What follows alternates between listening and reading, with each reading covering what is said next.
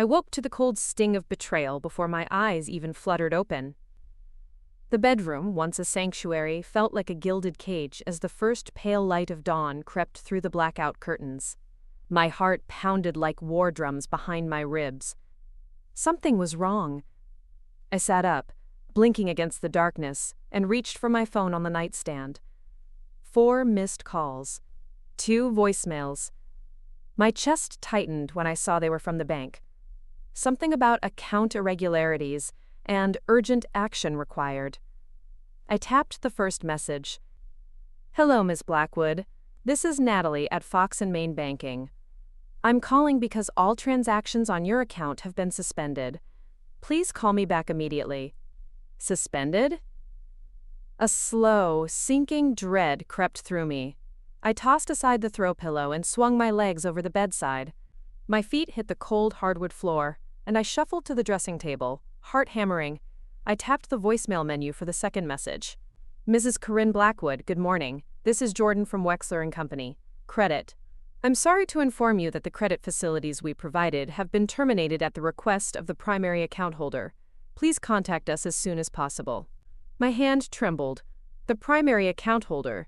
That could only mean one person. I leaned against the vanity mirror, the pale reflection of my worried face staring back at me. Was this some horrible mistake? I had power of attorney on our joint accounts. He'd signed the papers himself. I scrubbed at my eyes, willing the fear away. "This is ridiculous," I whispered to my reflection. "I'll fix it." I hurried through my pale blue silk robe, chest tightening as I thought of Gabriel. My husband, my partner, my Achilles' heel. He was waking up right now in an impeccably decorated guest bedroom at the Mercer Club, oblivious to the storm I was about to unleash. By 6:30 a.m., I was already sprinting down the narrow stairwell of our brownstone on Manhattan's Upper East Side. The early morning air bit at my cheeks as I hailed a cab. I counted the blocks, willing traffic to part like the Red Sea. Each stoplight felt like an eternity. At Fox and Main's Wall Street branch, the receptionist flashed me a sympathetic smile. I swallowed my pride and steeled my resolve. Lives were built on money, ours most of all. So losing access to mine felt like losing my identity. Natalie ushered me into a small office painted in corporate gray. She clicked her pen with deliberate precision, then slid a folder across the desk. "Mrs. Blackwood, I'm very sorry about this. All of your accounts were frozen at Mr. Blackwood's specific request. He said you were no longer authorized to make expenditures on his behalf." My breath caught in my throat. "May I see a copy of his request?" I asked, trying to keep my voice steady. She passed over a PDF printout. There it was, Gabriel's signature, bold and unhesitating. "Cancel all credit privileges effective immediately." A cold fury bloomed in my chest. Gabriel knew exactly what he was doing. He knew our home, our staff, even our groceries flowed through those cards. Without them, I was stranded, helpless. "Excuse me." I stood abruptly, chair scraping the floor. "I have other accounts. Business lines of credit. Everything under Corinne Blackwood, LLC. You must honor those." Natalie shook her head, eyes pitiful. "Everything under your name was also frozen. He combined them all. I'm so sorry." I left the bank in a daze, the city's energy flashing past me like broken strobe lights. My husband had taken everything, every last penny in our joint and sole accounts. He was winning. Or so he thought. By midday, I sat in my loft above his company's headquarters, staring at the trading floor 3 stories below. I'd built my own consultancy, Blackwood Capital, from the ground up. Risk management, portfolio strategy, and I thrived on daring moves that others feared. Now, I needed a gamble bigger than anything I'd ever pulled. My phone buzzed. It was my assistant, Clarissa. "I'm sorry, Ms. Blackwood," the text read. "The cards are still declined. The bank attorney says not a dime moves until we hear from Mr. Blackwood directly." I slammed my fist onto the oak desk. He wanted this war. He wanted to prove he held all the cards. Fine. I would show him what happens when I play the final hand. I poured a glass of water, splashed ice until it clinked like bullets in a chamber. I leaned back, fingertips pressed to my temples, and closed my eyes. If Gabriel thought he could bury me under freezing debt, he hadn't met the real Corinne Blackwood. I reached for my laptop. On the screen, the ticker for Aurora Innovations, my husband's pride and joy. The tech firm had soared since its IPO 3 years ago. Gabriel built it from a bland consulting outfit into a titan of renewable energy software. And I had cash. Cold, hard capital. Tens of millions. Hidden away in offshore trusts and fund accounts that bore no trace of my married name. He never imagined I'd go after his masterpiece. I typed in queries, chart patterns, sale filings. What if? Could I make an offer? Could I swing enough cash to buy his controlling interest outright?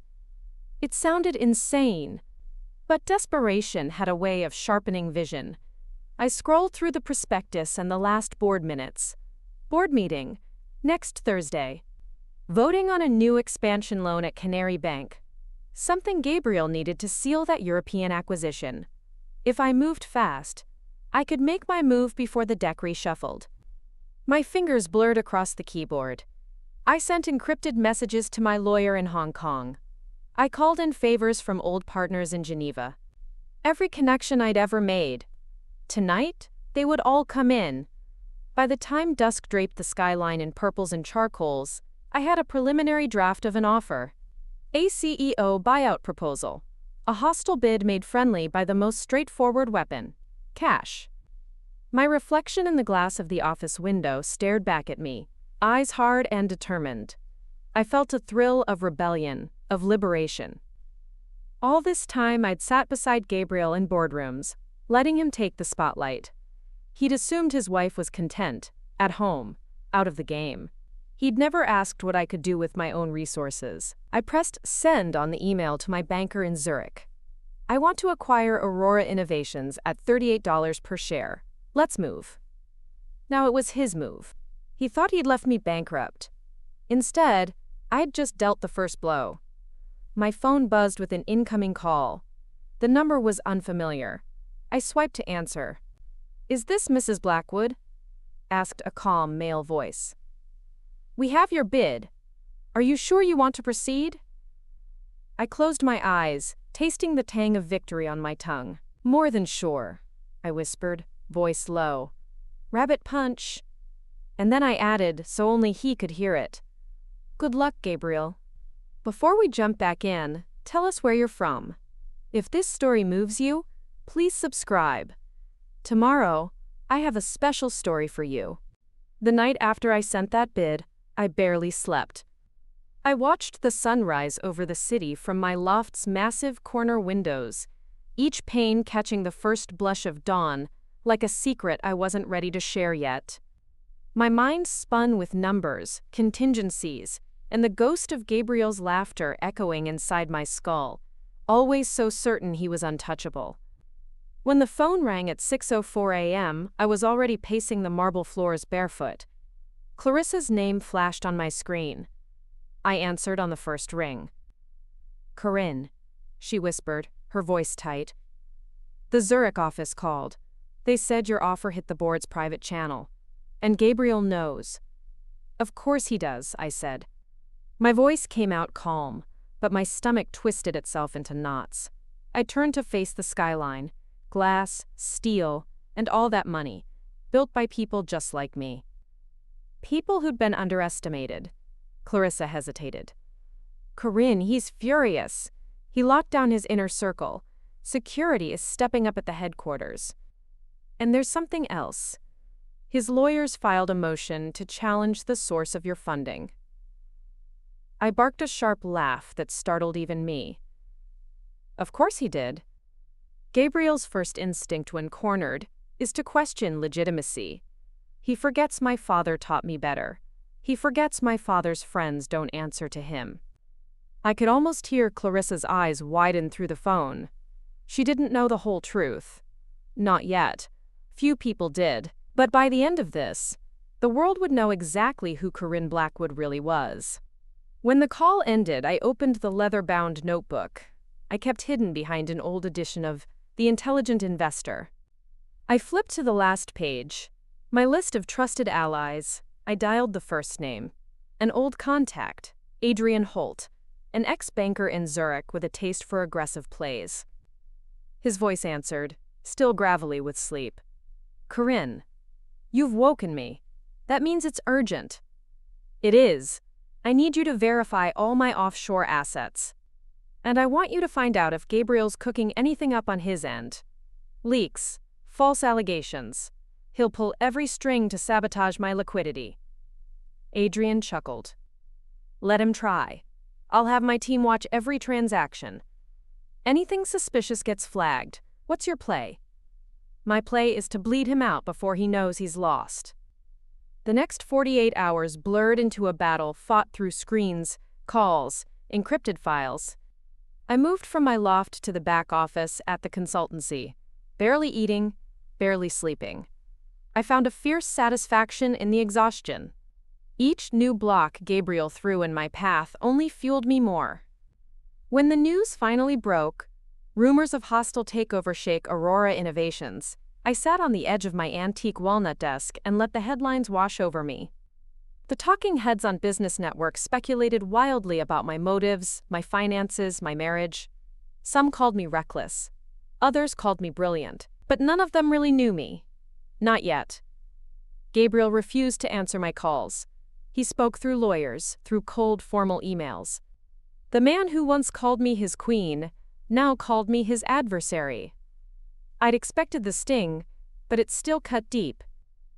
On the third night, Clarissa rushed into my office without knocking. She was pale, her perfectly manicured hands trembling. He's here, she hissed. He's in the lobby. Security wants to know if they should. I raised my hand. Send him up. Moments later, the elevator doors slid open. And there he was, Gabriel Blackwood in a navy suit tailored within an inch of its life, his silver hair combed back, jaw tight with rage. He strode in like he still owned this floor, like he still owned me. Corinne, he said, his voice like a blade wrapped in silk. What the hell are you doing? I stayed seated on the edge of my desk. Let him tower over me. Let him believe he still had the power. It made taking it from him that much sweeter. I'm exercising my right as a shareholder, I said. And as your wife. Though I suppose that's debatable these days. His eyes narrowed. This is sabotage. You think you can undermine me, ruin everything I built, and what? Walk away richer? This will blow up in your face. You're gambling with more than money. I felt the first flicker of real fear then. Not because he might be right, but because I saw something darker in his eyes. Something that told me he'd cross any line to stop me. You canceled my credit cards, Gabriel, I said softly. You left me with nothing. You don't get to stand there and talk about sabotage. You drew first blood. His laugh was bitter. So this is revenge? You think you're clever, cornering me with a pile of hidden cash? Where did it even come from? Your father's old clients? Careful, I said. Defamation doesn't suit you. He stepped closer. So close I could see the faint scar on his chin he'd gotten during a skiing trip in St. Moritz. Once, I'd kissed that scar every morning. Now I wanted to carve it deeper. You won't win this, he growled. The board won't let you. They trust me. They'll never side with you. I tilted my head. You're right. They trust you. But they trust cash more. And I have cash, Gabriel, more than you realize. I rose from the desk, my heels clicking against the marble floor. I leaned in so our noses nearly touched. You taught me how this game works, but you forgot one thing. Never teach a queen how to dethrone you. He flinched, just a fraction of a second. But I saw it, and I knew, then and there, that he was terrified. Gabriel turned on his heel and stormed out without another word. The door slammed so hard the walls trembled. Clarissa peered in, wide-eyed. Is it done? She whispered. I sank into my chair, feeling the weight of the world pressing down on my shoulders. Not yet. He'll fight like hell. And I have to be ready. Over the next week, the battle lines hardened. My offer triggered panic among Aurora's investors. Small shareholders lined up behind me, seduced by the promise of liquidity at a premium. Gabriel scrambled to raise capital to fend me off, calls to venture capitalists, desperate pitches to banks. But whispers spread about his reckless expansion loans, about contracts that weren't as solid as they looked on paper. One morning, I received an anonymous envelope slipped under my office door. Inside were copies of internal emails, messages between Gabriel and a shell company offshore, rerouting funds meant for Rand D. Evidence of fraud. Or at least the suggestion of it. I didn't know who'd sent it. Someone on the inside, maybe. A board member hedging their bets. It didn't matter. I handed the papers to Adrian with instructions to leak it to just the right people. Not the press. Too soon. But the banks backing Gabriel's loan guarantees? They needed to see it. Within days, Canary Bank revoked its commitment. The expansion loan fell apart. The European acquisition evaporated. And with it, Gabriel's last card to play. By the time the board convened for an emergency vote, the entire company was on edge. I stood in the glass-walled conference room, my back to the floor-to-ceiling windows that framed the Manhattan skyline like a promise. Gabriel sat at the far end of the table, eyes hollow, fingers drumming the mahogany in a frantic staccato. Around him the board murmured, papers shuffled, lawyers whispered like vultures pecking at a dying lion. The chair cleared his throat. We have two proposals on the table, Mr. Blackwood's plan to raise capital through private placement, and Mrs. Blackwood's buyout offer at 42 per share. 42. I'd upped it, just enough to tip the fence-sitters my way. A hush fell over the room. Gabriel met my eyes, silently pleading for something I no longer had to give. Mercy. I sat perfectly still, my pulse thunderous in my ears. The chair raised his hand. All in favor of Mrs. Blackwood's proposal? One by one, hands went up. Slow, hesitant, then more, and more, until only Gabriel's remained at his side, trembling with rage. I exhaled a breath I hadn't realized I'd been holding. The chair's voice rang out, final and cold. Motion carries. Aurora Innovations will accept the buyout. Gabriel lunged to his feet, face red, spittle flying. You manipulative bitch! You think this is over? You think you've won? I'll bury you in litigation. I'll ruin you. I rose calmly, smoothed my blazer, and leaned close enough that only he could hear. You already did that when you took my cards, Gabriel. This is just payback. I walked out of that boardroom into a swarm of flashing cameras, my heart beating like the first notes of an anthem I'd waited my entire life to sing. But somewhere deep inside, I knew the fight wasn't over. It was only beginning. Because if there was one thing I'd learned from Gabriel Blackwood, it was this. Money is never the real weapon. People are, and people are unpredictable. And so am I. I stepped into the back seat of the waiting car as cameras popped outside the glass doors of Aurora Innovations headquarters. The sleek black SUV pulled away from the curb, and I let my forehead rest against the cool window. Manhattan blurred by towering ambitions carved into steel and glass, neon lights flickering like a heartbeat on life support. My phone buzzed, relentless, with calls and texts from reporters, lawyers, even old friends who'd never bothered to reach out before today. Now that I owned Aurora, everyone wanted a piece of my story. But they didn't know the real story yet. They didn't know that buying his company was only the first step. Where to, ma'am? The driver asked, voice respectful but cautious. I recognized that tone. People always tiptoe around someone who just set fire to their own life and walked away smiling. Central Park, I said, surprising myself. Bethesda Terrace. He didn't question it. Good man. When the car rolled to a stop, I slipped out into the night air.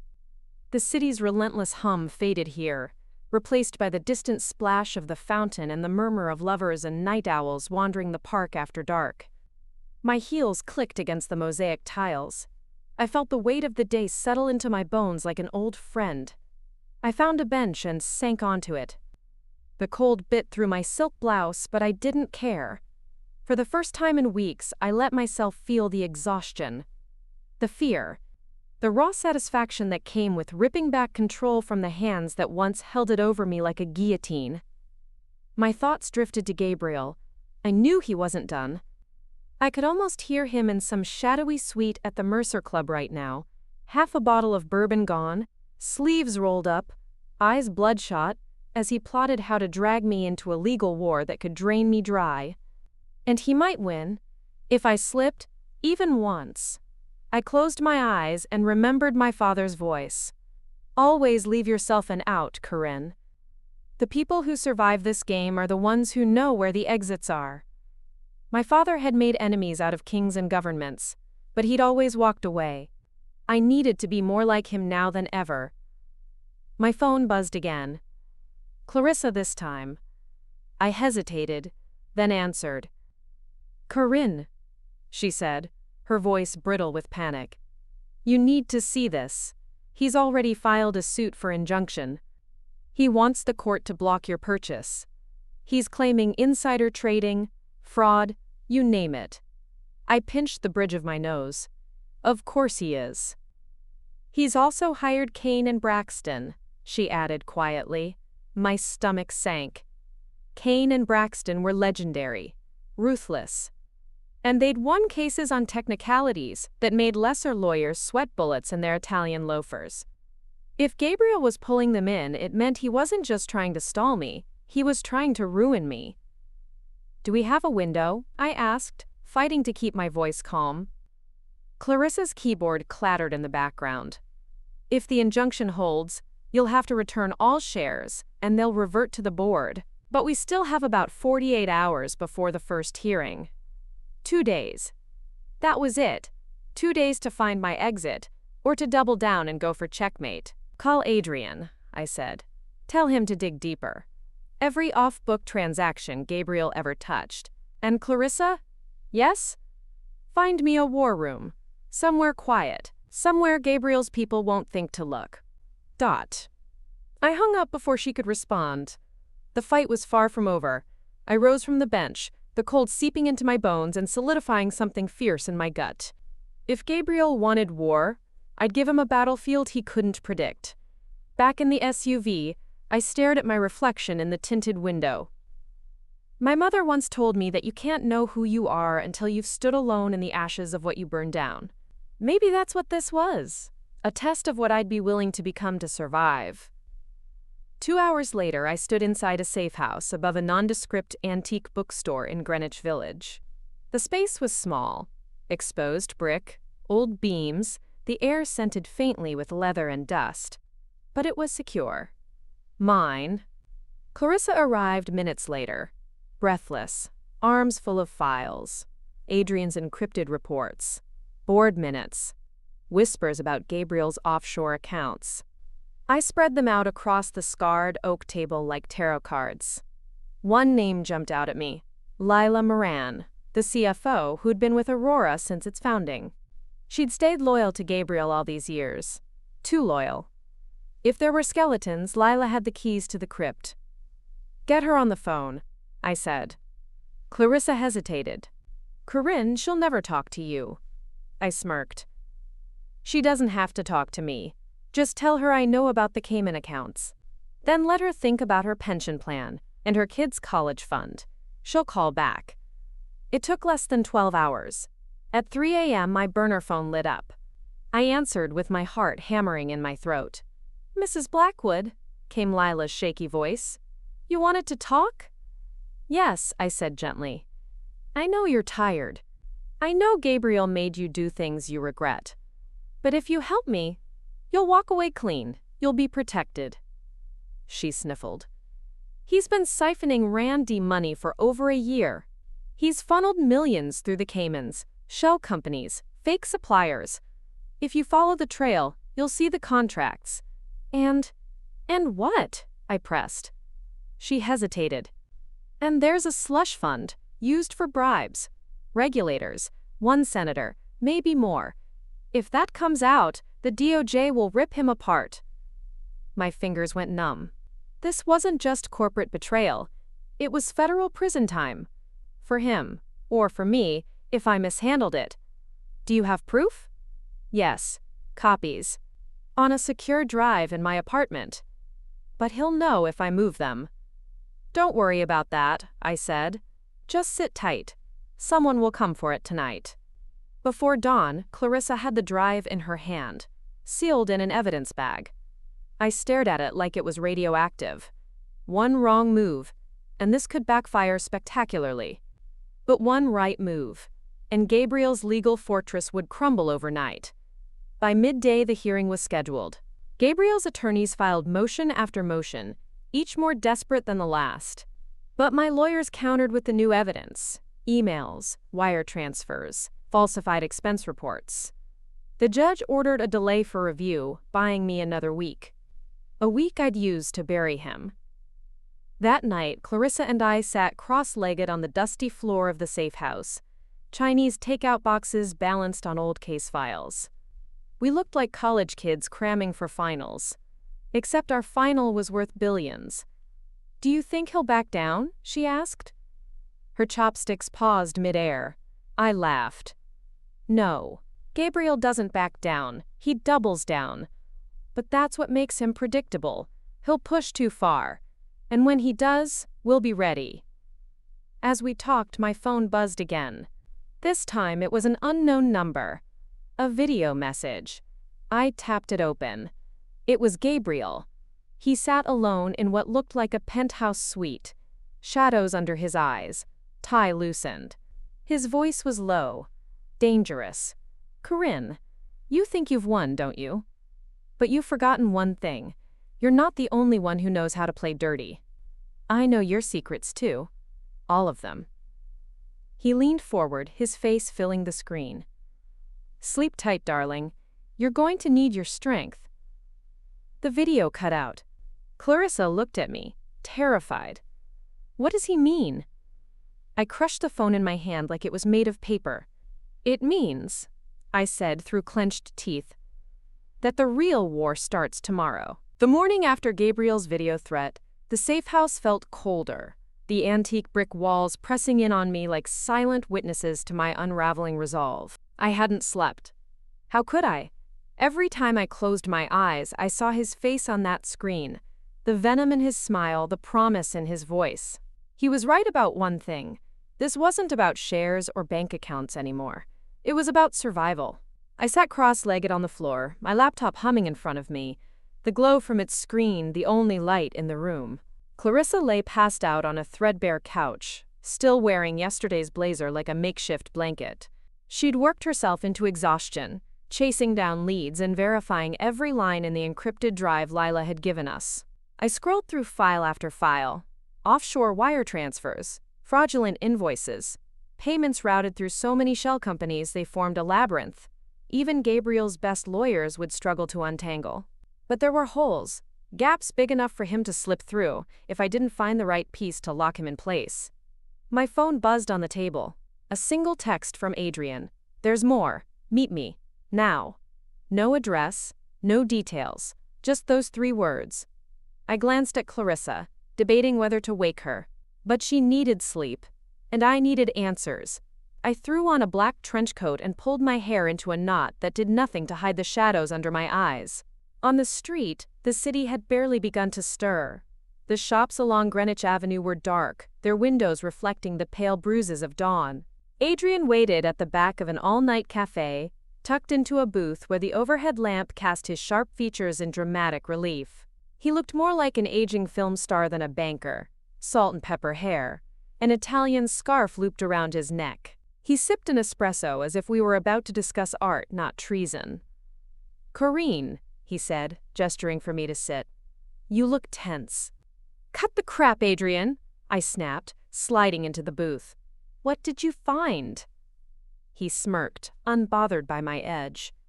2 things. 1. Gabriel has an asset trail that leads to a trust in Liechtenstein. It's not under his name, but the beneficiary is interesting. I frowned. Interesting how? Adrian slid a folder across the sticky table. Inside, a single sheet of paper, a trust agreement listing the beneficiary as C.M. Blackwood. I blinked. Me? Not exactly. Adrian leaned in, voice dropping to a whisper. It's your maiden name. He set up the trust years ago, before the wedding, and it's been dormant until 6 months ago. That's when he started funneling money into it. Millions, Corinne. My pulse hammered. Why would he hide money under my maiden name? That, Adrian said with a dark chuckle, is the second thing. He's planning to frame you. He'll claim you siphoned money out of Aurora to fund your buyout. He'll say you manipulated the books and laundered it through this trust. It's the perfect setup. My mouth went dry. I could see it now. Gabriel's smug smile in court. The headlines screaming, CEO's wife orchestrates fraud. The story would practically write itself. He's going to bury me, I whispered. Adrian reached across the table, his hand cold but grounding. Only if you let him. But you have something he doesn't. Which is? Me. He grinned like the devil himself.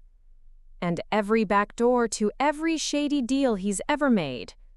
We flipped the narrative, Corinne. Make him the one who's hiding stolen money under your name. Paint him as the fraud. But it'll take all the leverage we have left. And one hell of a diversion. I leaned back, the booth's cracked vinyl digging into my spine. What kind of diversion? Adrian's eyes glinted. A press leak. But not just any leak. You'll need to stand in front of every camera in this city and tell your story first. If you wait for him to accuse you, you lose. You beat him by blowing it wide open before he can weaponize it. I laughed, the sound brittle and foreign in my throat, so I burn him alive and torch myself in the process. Adrian shrugged. Sometimes the only way out is through the flames. I left the cafe with the folder clutched to my chest like a confession. By the time I slipped back into the safe house, Clarissa was awake, pacing the narrow hallway in her socks, a mug of stale coffee clutched in her shaking hands. Where were you? She demanded. Adrian found it, I said, handing her the folder. He's going to frame me. He's been funneling money into a trust under my maiden name. If this goes public the wrong way, I'm done.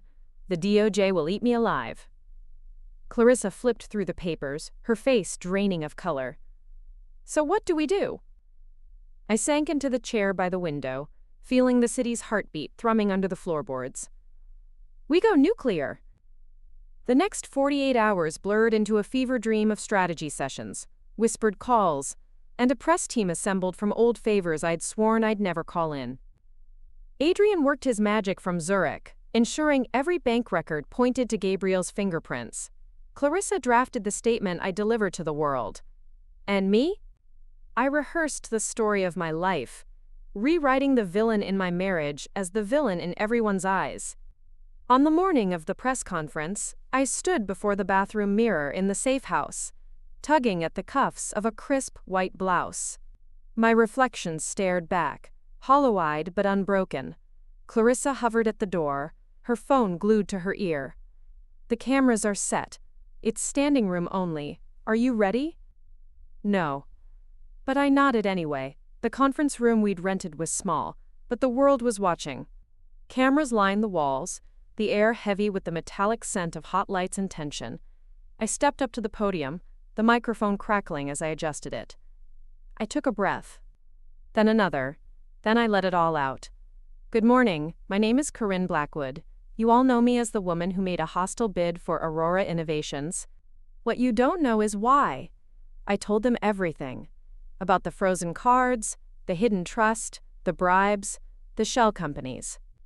I painted Gabriel as a king drunk on power, willing to frame his own wife to keep his throne. I spoke without notes, without hesitation. Every word scorched my throat, but left my spirit cleaner than it had felt in years. When I finished, the room erupted. Reporters shouted questions, cameras flashed, flashes popped like gunfire. Clarissa whisked me out the back before Gabriel's lawyers could even issue a rebuttal. Hours later, the first headlines hit the newswires. Blackwood turns tables on estranged husband. Evidence of corporate fraud mounts. Shares of Aurora plummeted. Regulators pounced. The DOJ announced an inquiry, but as the sun dipped behind the city's skyline, my phone buzzed again. An anonymous text, a single grainy photo, Clarissa, stepping out of her apartment, and a message beneath it. Next time, we come for her.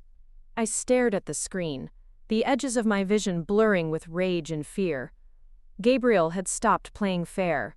Now he was playing for keeps. I clenched my fists until my nails bit into my palms. He wanted a war without rules? Fine.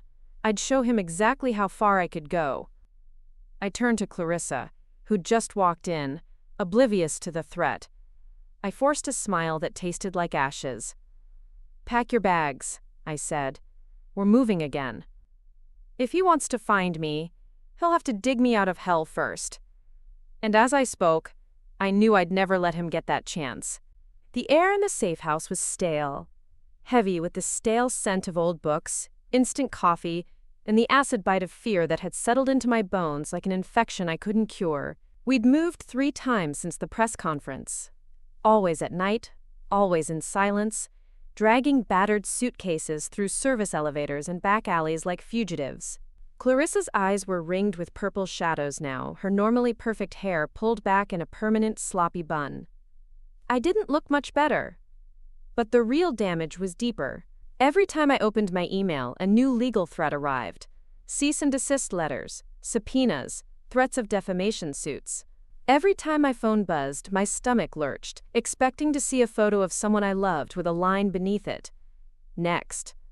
Gabriel was done playing corporate king. Now he was a cornered animal. And cornered animals were the most dangerous. We sat cross-legged on the warped wooden floor of our newest hideout, a cramped, abandoned studio above an old printing press in Tribeca. It was cold, the single electric heater humming futilely in the corner.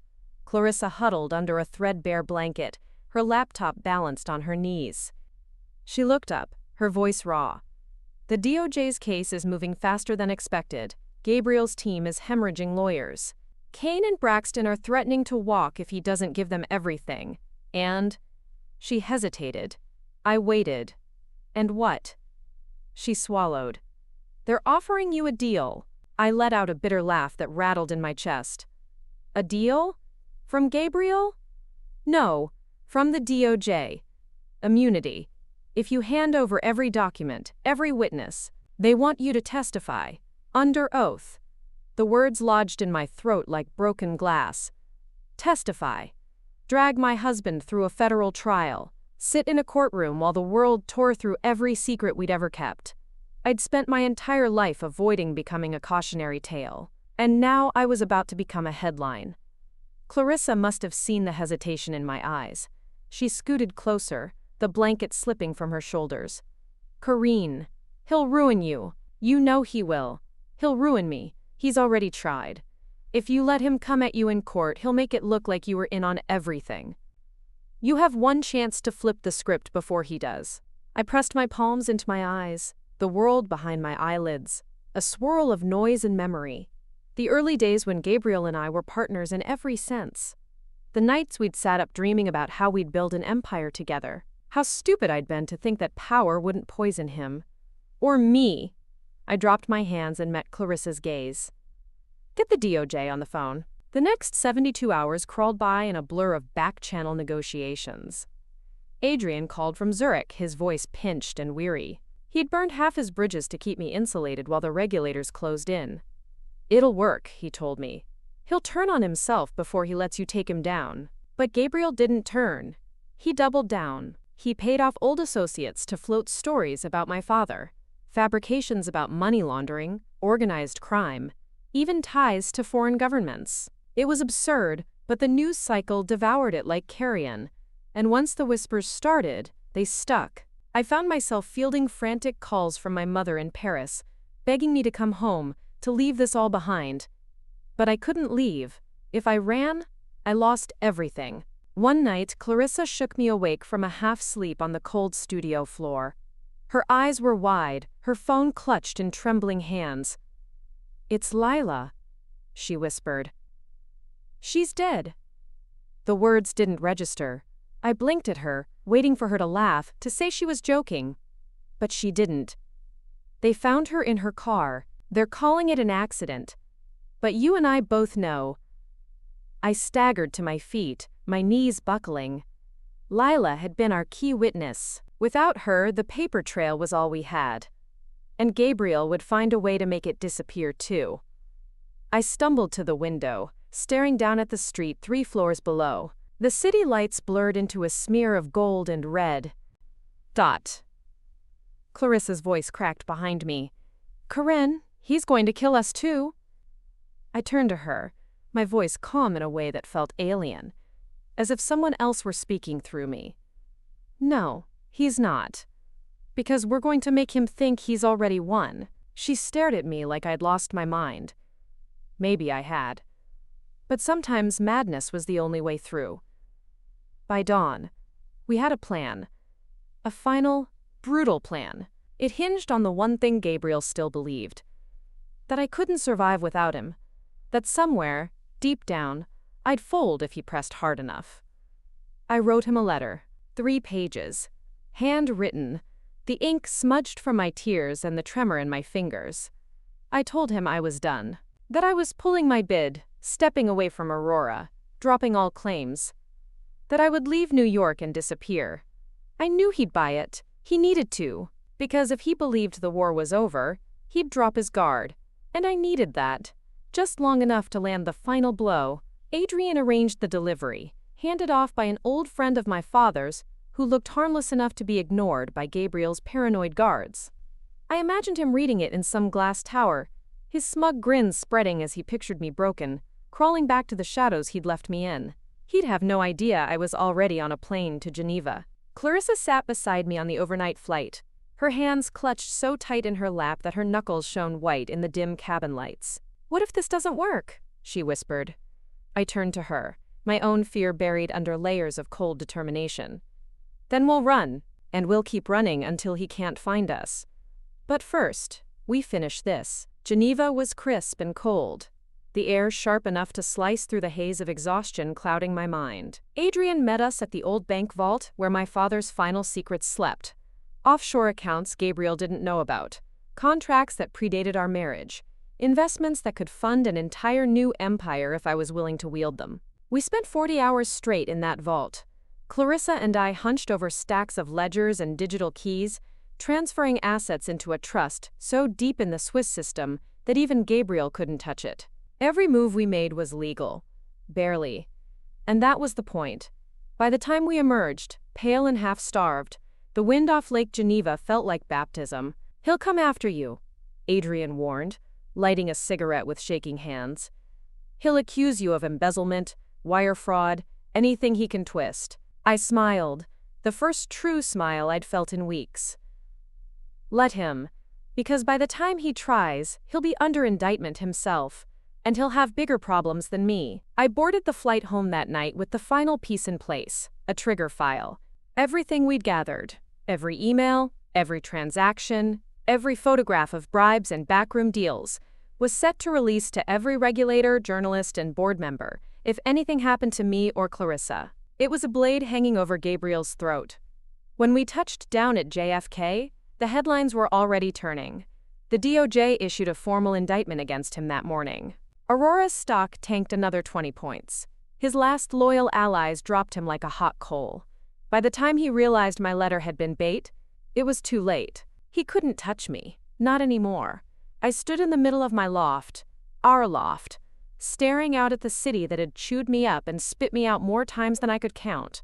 Clarissa sat on the floor, leaning against a box of files that would never see the light of day unless we needed them.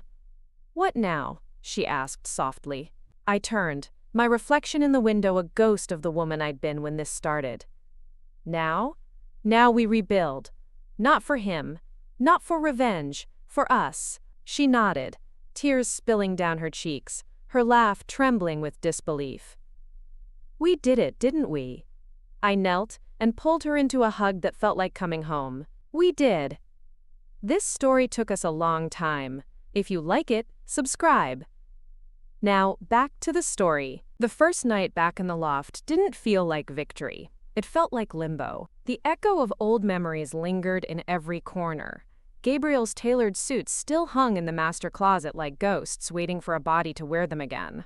I could have burned them. I thought about it. But there was something deeply satisfying about leaving them there, letting the fabric rot, thread by thread, just like the illusions they represented. Clarissa curled up on the couch, her laptop balanced on her knees as she pulled up the latest financials on Aurora Innovations. The company was hemorrhaging money now. Every drop of bad press, a new hole in the hull. Gabriel had tried to issue a desperate statement through his remaining PR team, but no one believed him anymore. The DOJ probe had teeth, and the media wanted blood. I sat at the dining table, the same polished walnut surface where Gabriel and I once hosted fundraisers for charities I now knew he'd used to hide money. I stared at the flickering candle burning low beside my untouched glass of wine. For the first time since this began, I allowed myself to ask the question I'd buried beneath layers of strategy and rage. What now? I had the company. I had my freedom. I had enough evidence to keep Gabriel in a courtroom for a decade, but I also had scars.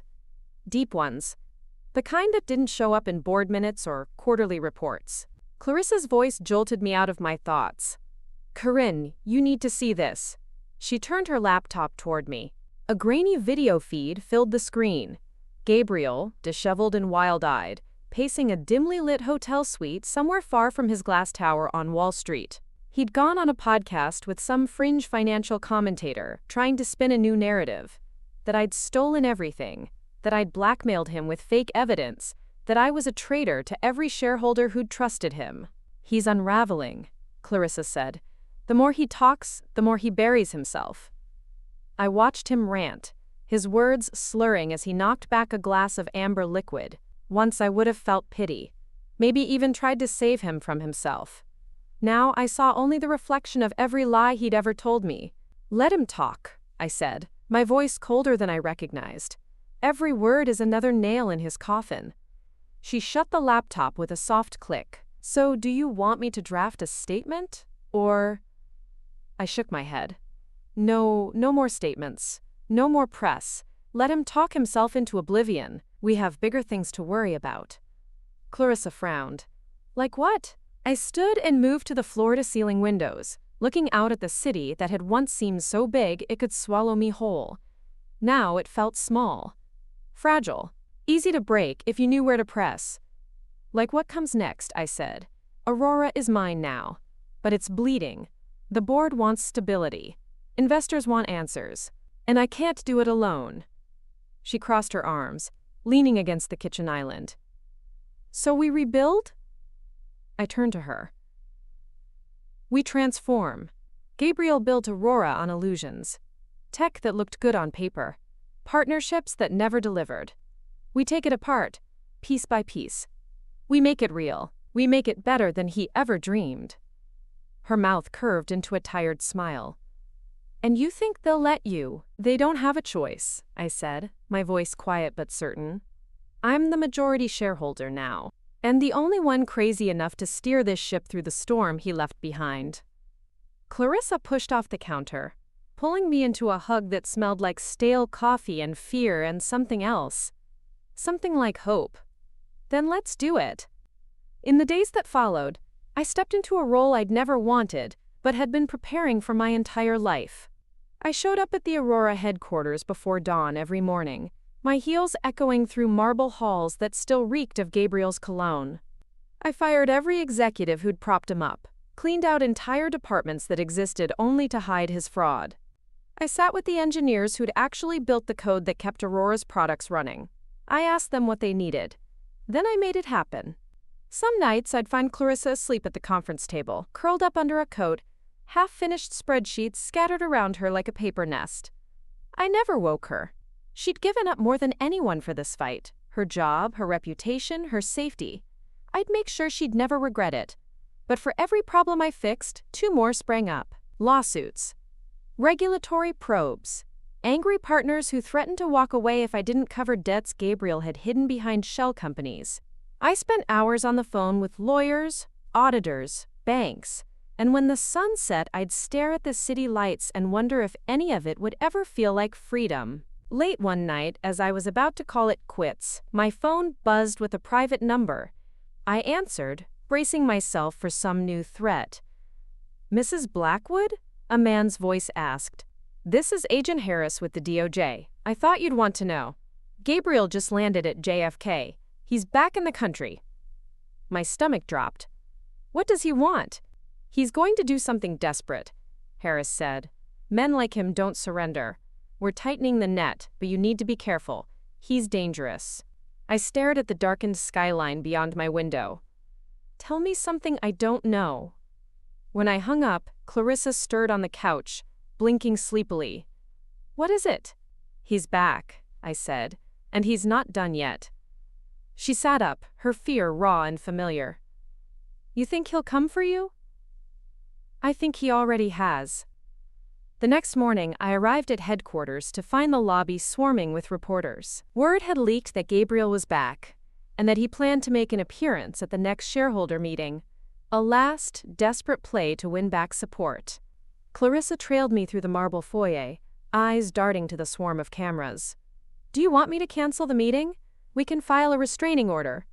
"No," I said. "Let him come. Let him stand in front of everyone he lied to and tell them he deserves to stay." The boardroom was packed to the walls, the air thick with tension. Gabriel stood at the far end, dressed in the same tailored suit that had once commanded respect but now looked like a costume. His eyes met mine, and for the first time I saw it. Fear. He tried to charm the room, spinning stories about loyalty and legacy. But his voice cracked. His hands shook. And when it was my turn, I didn't raise my voice. I didn't shout, "Pumayagid." I simply laid out the truth. The fraud, the betrayals, the stolen funds, the bribes. I told them what they already knew but had been too afraid to say. When I finished, the silence was deafening. The vote was unanimous. Gabriel Blackwood was removed from the board of directors and permanently barred from holding any leadership position at Aurora Innovations. He lunged at me as security closed in, his voice a snarl in my ear. "You think you've won? You think this is over? I'll ruin you if it's the last thing I do." I leaned close enough for only him to hear. "You already did. Now it's my turn." I walked out of that boardroom into a new life, one where I carried the weight of every lie and every battle, but also the freedom to decide what came next. And as I stepped into the cold winter air, I knew one thing with absolute certainty. I was done playing by Gabriel Blackwood's rules. Next, I'd make my own. When I walked out of that boardroom, the winter wind hit me like a baptism, sharp, clean, cutting away the last of Gabriel's poison clinging to my skin. But the city didn't pause to celebrate my victory. It just kept breathing, relentless and indifferent, like it always had. I pulled my coat tighter around me, the collar brushing my jaw like a reminder that the warmth I craved would never come from these glass towers. Clarissa met me at the curb, her phone buzzing with messages that never seemed to stop. She had become a sentinel, eyes constantly scanning for shadows in the corners of my life where Gabriel might still linger. "He's not going to stop, you know," she said as I climbed into the back seat of the waiting car. I pressed my fingertips to the frosted window, watching the press pack shout questions that I had no intention of answering. "No, but neither am I." The next days were a blur of legal strategy and quiet sabotage. Gabriel's final stunt at the board meeting had shredded whatever sympathy he'd had left. The banks froze his remaining accounts, regulators pressed new charges, and old allies turned informants overnight. But I knew him. He wouldn't run. He'd stay just long enough to find one more weakness, one more loose brick in the wall I'd built around myself. So I went on the offensive. I called in every marker my father had ever earned. Old investors, global contacts, private security firms that operated so far in the shadows they didn't exist on any corporate ledger. They combed through Gabriel's networks like wolves stripping a carcass. It didn't take long to find what I needed. 2 weeks later, I sat in a penthouse suite of a boutique hotel in London, far from the glare of the Manhattan media, and watched a manila folder slide across the table toward me. Adrian's European contact, a former auditor with a taste for revenge, leaned back in his chair with a grin that made my skin crawl. "He hid the worst of it offshore," the man said, tapping the folder with a nicotine-stained finger. This will bury him. Not just corporate fraud, wire fraud, tax evasion, political bribes. He didn't just dip into the company's pockets. He turned it into a laundromat for every dirty deal he could broker. I opened the folder and let my eyes skim over the pages. Account numbers, transfer receipts, signatories. My stomach twisted, but my resolve didn't waver. Every page was a brick in the prison Gabriel had built for himself. "When did you get this?" I asked. "Been holding on to it for years," the man said, shrugging. "Figured it'd be worth more someday. Guess today's the day." I looked up at him, my voice quiet. "You're sure there's no trail leading back to me?" He chuckled. "If there was, you wouldn't be sitting here." That night, I sat alone in my suite, the folder spread out on the glass table in front of me. Beyond the floor-to-ceiling windows, London glittered. Centuries of power and betrayal stacked on top of each other like the stones of an old cathedral. I thought of my father, how he'd taught me that leverage was the only currency that never devalued. "Never spend it all at once," he used to say. "Save the worst for last." I picked up my phone and called Adrian. "Do it," I said. "Leak just enough to tie his hands, the rest that stays with me." "You're sure?" Adrian asked. "You let this go public, he's done. But you'll have to testify if they call you in." "I've been testifying my entire life," I said. "Might as well do it in a courtroom, too." Back in New York, Clarissa was waiting for me when I stepped off the red-eye. Her eyes were bright with exhaustion, but her hug was the first thing that felt real in weeks. "You got it, didn't you?" she murmured against my shoulder. I pulled back, my hands gripping her arms. "We did. But it's not over yet. He'll make one last move. He always does." She didn't argue. She knew I was right.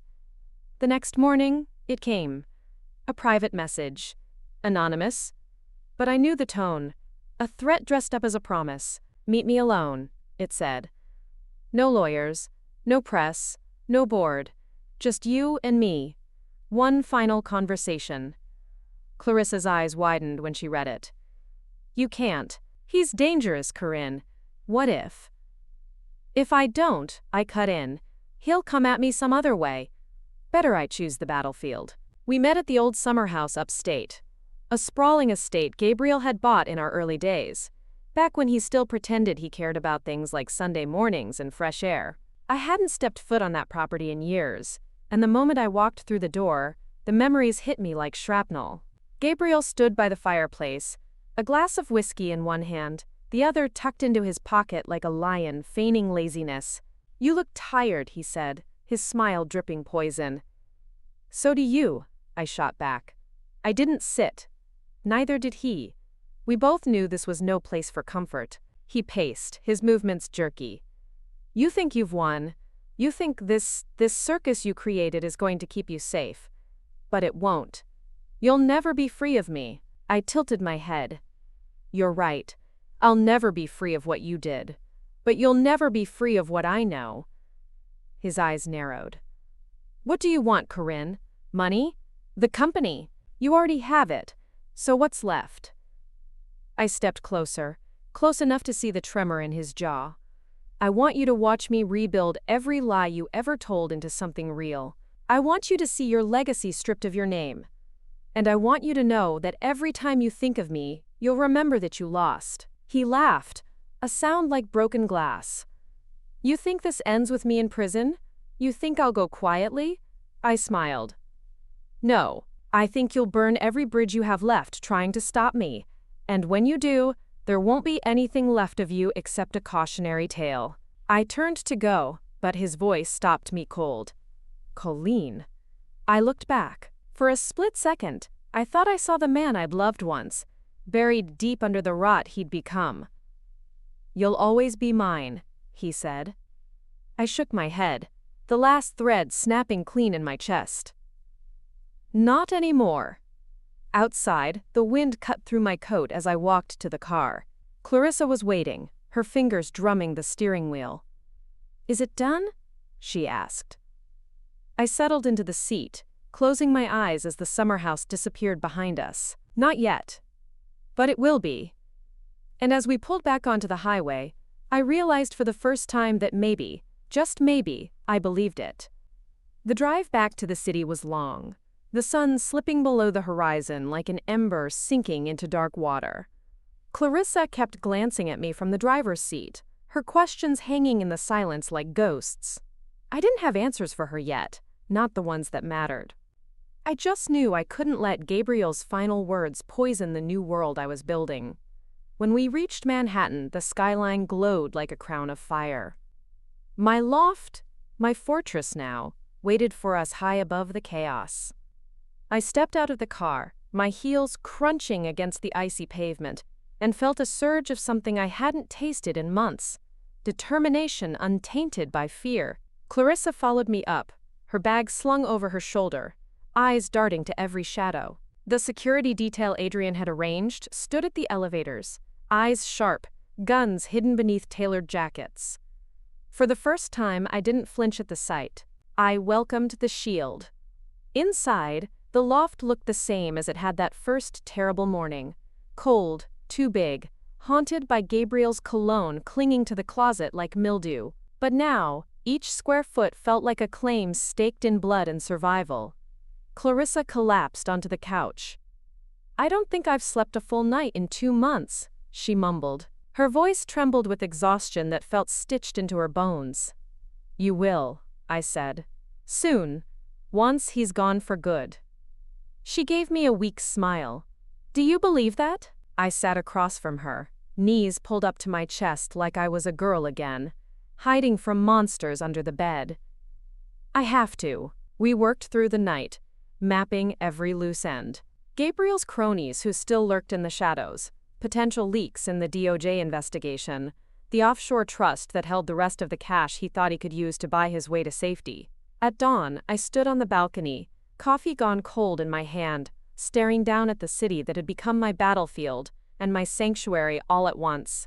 The streets far below shimmered with early commuters and delivery trucks, oblivious to the war raging above their heads. Clarissa's voice drifted through the open door. "There's something you need to see."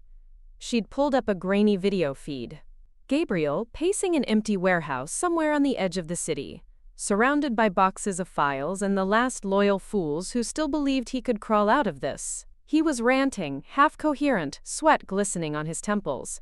"He's planning something," Clarissa whispered. "He knows the indictment is coming any day now. He'll do anything to drag you down with him." I leaned closer, watching his eyes dart across the room, his hands trembling. "Good," I said. "Let him. The more desperate he gets, the more mistakes he'll make." Clarissa's voice dropped. "What if he doesn't make a mistake? What if he tries to disappear? Or worse?" I turned to her, my reflection sharp in the black glass of the monitor. "Then we make the last move. We don't let him run." We spent the next 48 hours setting the final trap. I called in every favor Adrian could pull across Europe and Asia. We traced the offshore accounts, the shell companies, the bribed officials who owed Gabriel their silence. And one by one, we flipped them. By the time the DOJ was ready to file its final charges, we had enough leverage to make even Gabriel's dirtiest escape routes collapse. He had nowhere left to go. The night before the final hearing, I sat alone in the loft's massive kitchen, the marble counter covered in takeout containers and half-drained wine glasses. Clarissa slept in the guest room, her soft breathing, the only sound that reminded me I wasn't completely alone. I thought about the woman I'd been before all this, the version of Corinne Blackwood, who'd believed that love could make a man like Gabriel safe, that money was just a tool, that power wouldn't ever twist itself into a knife pressed against her throat. I buried her that night. When dawn came, the city moved like an ocean of steel and glass. I stood outside the courthouse, the air sharp enough to slice through my thin coat. Reporters clustered behind barricades, shouting questions I didn't bother answering. Clarissa hovered behind me, phone in hand, eyes flicking over every shoulder. Inside, the courtroom was cold and cavernous. Gabriel sat across the aisle, his suit rumpled, his eyes bloodshot, his hands clenched into white-knuckled fists. For a second, he looked at me. Just looked. No words, no threats. Just a broken man staring at the only person who still knew exactly how he'd come undone. The judge read the charges: wire fraud, embezzlement, tax evasion, conspiracy. The words dripped through the room like acid. Gabriel's lawyer tried to argue, but the evidence was ironclad. Each piece, another brick in the tomb we'd built together. When they called me to the stand, my legs felt like water. But my voice didn't shake. Not once. I laid out every fact, every ledger, every moment he'd used me as a pawn in a game I'd learned to win without him. When I stepped down, Clarissa squeezed my hand, tears brimming in her eyes. "It's over," she whispered. I nodded. But I knew better. Nothing was ever truly over. Not with men like Gabriel. Not with women like me. Outside, the press roared questions I didn't bother to answer. I let the flashbulbs wash over me like rain. Back at the loft that night, Clarissa popped a bottle of cheap champagne we'd bought months ago. Back when we still thought we'd have something worth celebrating. She poured us each a glass, her hand trembling just a little. "To surviving," she said, her smile crooked and tired. "To winning," I corrected. We clinked glasses. The bubbles fizzed on my tongue, bitter and sharp. Later, when she was asleep, I sat alone in the window. The city spread out below me like a promise I hadn't yet decided whether to keep. Somewhere, deep down, I knew Gabriel's words still echoed in the darkest corners of my mind. "You'll always be mine." But as I traced my finger along the cold glass, I knew something else too. He'd never really owned me. He'd just made me strong enough to own myself. Tomorrow, the real work would begin. And this time, the kingdom I built wouldn't belong to him. It would belong to me, and to every woman who'd ever been told she was powerless when she knew she wasn't. Tomorrow, I'd make sure they remembered my name. The morning after the verdict, Manhattan woke up under a thin crust of snow, the kind that makes the sidewalks slick and the air taste like secrets. I stood by the loft window, coffee gone cold in my hands, watching the steam from rooftop vents swirl into the pale sky. For the first time in what felt like years, my reflection in the glass looked back at me without flinching. Clarissa stumbled out of the guest room, still wrapped in the blanket she'd cocooned herself in after we'd finally crawled into bed 3 hours before. She blinked at me, her hair a chaotic halo around her head. "You're awake," she croaked. "Why?" I shrugged. "I don't know how to sleep yet, not with this much silence." She padded to the kitchen, poured herself coffee that had gone bitter on the hot plate, and leaned her hip against the counter. "We should celebrate. Something normal. Real, like brunch with mimosas, or sleeping for a month." I turned from the window. "Brunch sounds good. A nap sounds better." She laughed. Hoarse, bright, the kind of laugh we hadn't allowed ourselves in too long. "Then after that, what? Aurora is yours. Gabriel is in holding. The press can't decide if you're a monster or a hero. What's the plan, Corinne?" I let my fingers drum the window frame, tracing patterns only I could see. "The plan is that we don't lose what we fought for. Gabriel's poison is still in the company. There are people who'd rather see it collapse than see me make it thrive. So we start cleaning house again." Clarissa raised her mug in a half salute. "No rest for the wicked. No rest for survivors," I corrected. When she finally crawled back into the guest room to sleep off the weeks of adrenaline and sleepless nights, I pulled on jeans and a black turtleneck. My armor now that suits felt too much like Gabriel's shadow. I called Adrian, who sounded halfway dead but still amused. "You know, most people would take a vacation," he said when he picked up. "Most people didn't marry Gabriel Blackwood," I shot back. "Are the accounts secure?" "Locked down. The new trust is bulletproof. It's all yours, Corinne. He can't touch a cent now. Even if he crawls out from behind bars with some cheap lawyer promising him the moon." I let that sink in. "And the board? They'll grumble, but they'll fall in line. Money does that to people. So does power. You've got both now. Use them wisely." I plan to. When I hung up, I dialed the next call. This one to the only person who'd always told me the truth, no matter how much it hurt. My mother. She answered on the third ring, her voice soft, the Paris dawn clear in the background. "Ma petite, are you all right?" I almost lied. Old habits. But then I didn't. I don't know yet. But I'm free." She sighed, a sound that crossed an ocean and decades of our complicated history. "You're not free, Corinne. You're just beginning. Remember that. Dot. I know. Do you want me to come? She asked. I can help. No, I said quickly. This is mine to fix. Allures, then fix it. Make it worth the cost. I ended the call with her words echoing like an oath. Later that day, Clarissa and I sat side by side in Aurora's war room, screens flickering with every department's budget, every contract, every name we needed to remember. The building felt different now, less like a battlefield, more like an empire in ruin waiting for new scaffolding. We worked 12 hours straight. We built a list. Who would stay? Who would go? Who would be watched like vipers under glass until they showed their fangs? Each name was another ghost of Gabriel's reign. I refused to let poison the future. At midnight, Clarissa leaned back, rubbing her temples.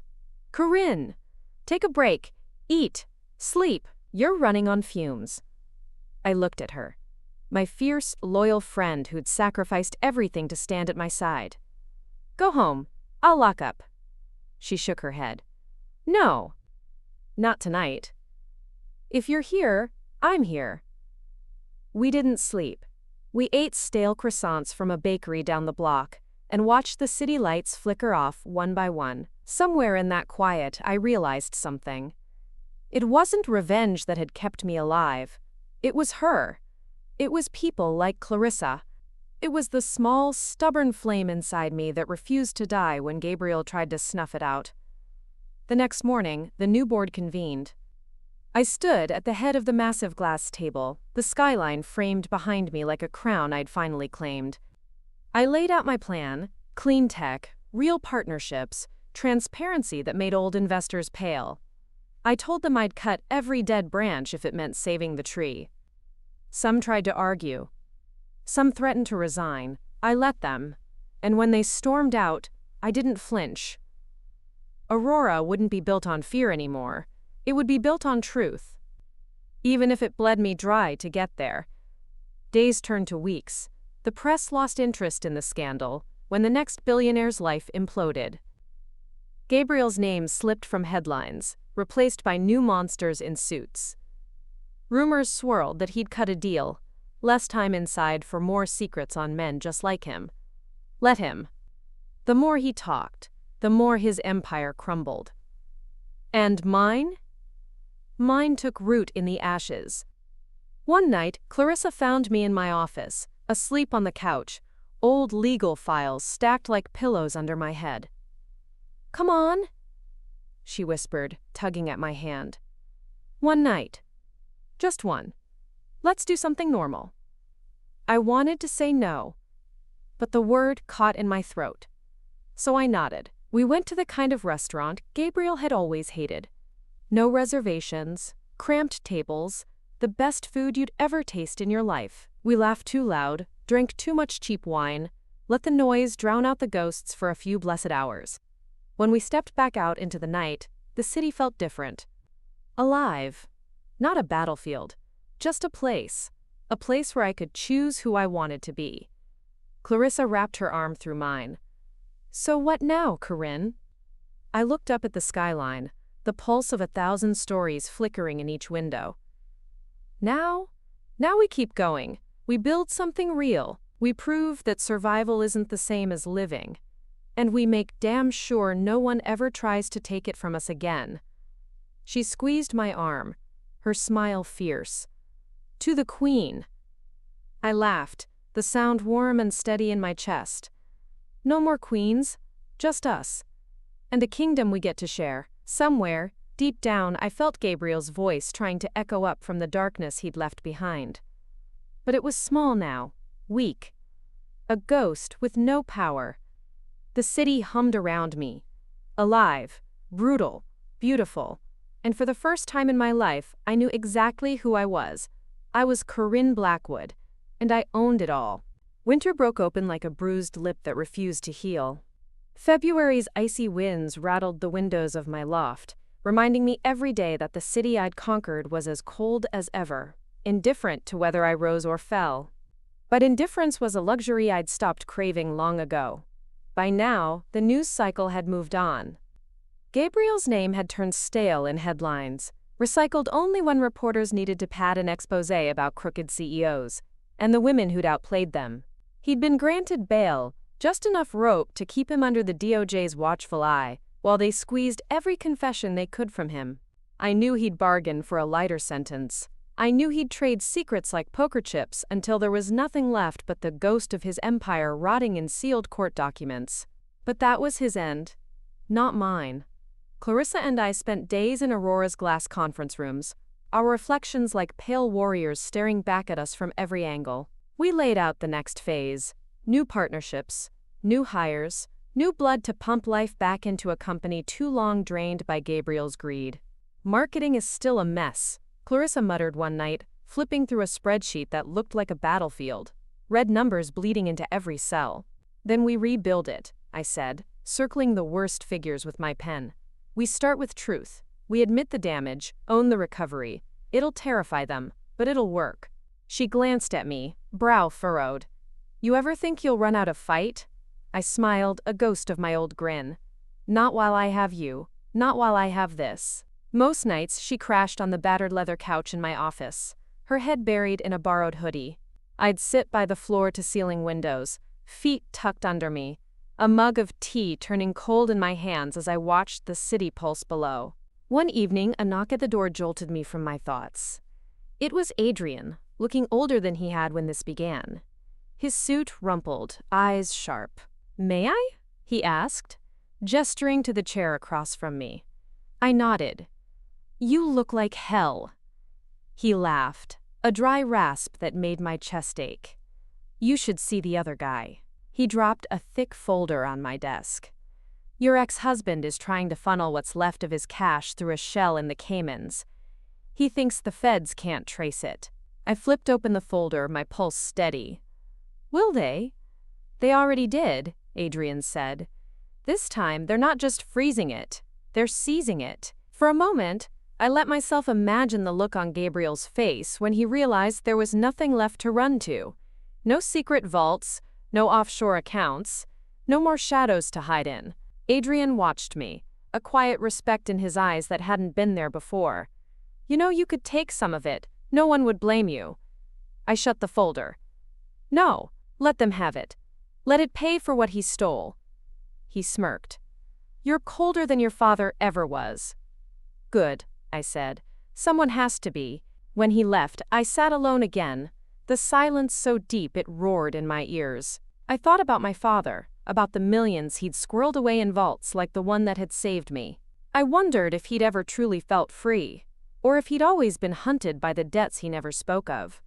A soft knock at the door broke the spiral. Clarissa, hair a mess, eyes clear. "You okay?" she asked. "Yeah," I lied. Then I told the truth. "No, but I will be." She crossed the room, plopped down next to me on the wide window ledge. "You know, you don't have to fix all of this alone. You never did." "I know." We sat there until the sun came up. Two women in borrowed sweatshirts, the city reborn in pale gold at our feet. For once, I didn't feel the need to flinch from the dawn. The weeks bled together after that. Aurora stabilized, then slowly began to breathe again. Investors who'd once called me reckless now called me visionary. Some days I even believed them. Other days I still heard Gabriel's voice in the back of my mind. Cold, mocking, a reminder that monsters don't die easy. One afternoon, Clarissa burst into my office, her grin wide enough to crack glass. "You need to see this." She flicked on the TV. There on the screen was Gabriel, walking out of a federal courthouse in handcuffs, his once impeccable suit wrinkled, his eyes sunken. The caption read, "Disgraced CEO faces new indictments." I watched, expressionless, as they shoved him into the back of a black SUV. Clarissa squeezed my shoulder. "He can't touch you now." "No," I said, my voice soft. "He never really could." The press wanted my statement. The board wanted my reassurance. My mother called from Paris, her voice trembling with pride and relief and something else.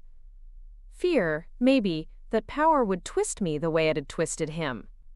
I made no promises I couldn't keep.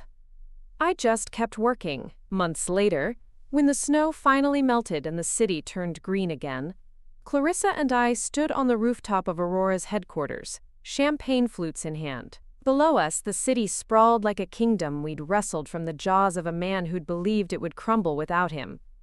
To surviving, she said, her voice steady. To living, I corrected. We drank, the bubbles sharp on my tongue. As we watched the lights flicker on one by one, I let myself feel it. Not the fear, not the bitterness, but the quiet triumph that only comes from knowing you were the weapon they never saw coming. I'd bought his company with cash. I'd bought my freedom with the truth. And now, finally, I owned every piece of my life. No more kings. No more crowns. Just me. And that was enough. Spring came late that year, like the city was reluctant to admit it could ever thaw. But when it did, the streets bloomed with a kind of reckless energy that mirrored what was building in my chest. I'd spent months pulling Aurora back from the edge, and now, finally, I could breathe without feeling like every inhale came with a dagger pressed to my ribs. I stood in the glass-walled corner office that once belonged to Gabriel, my heels planted on the same imported marble floor he'd paced while plotting to strip me of everything.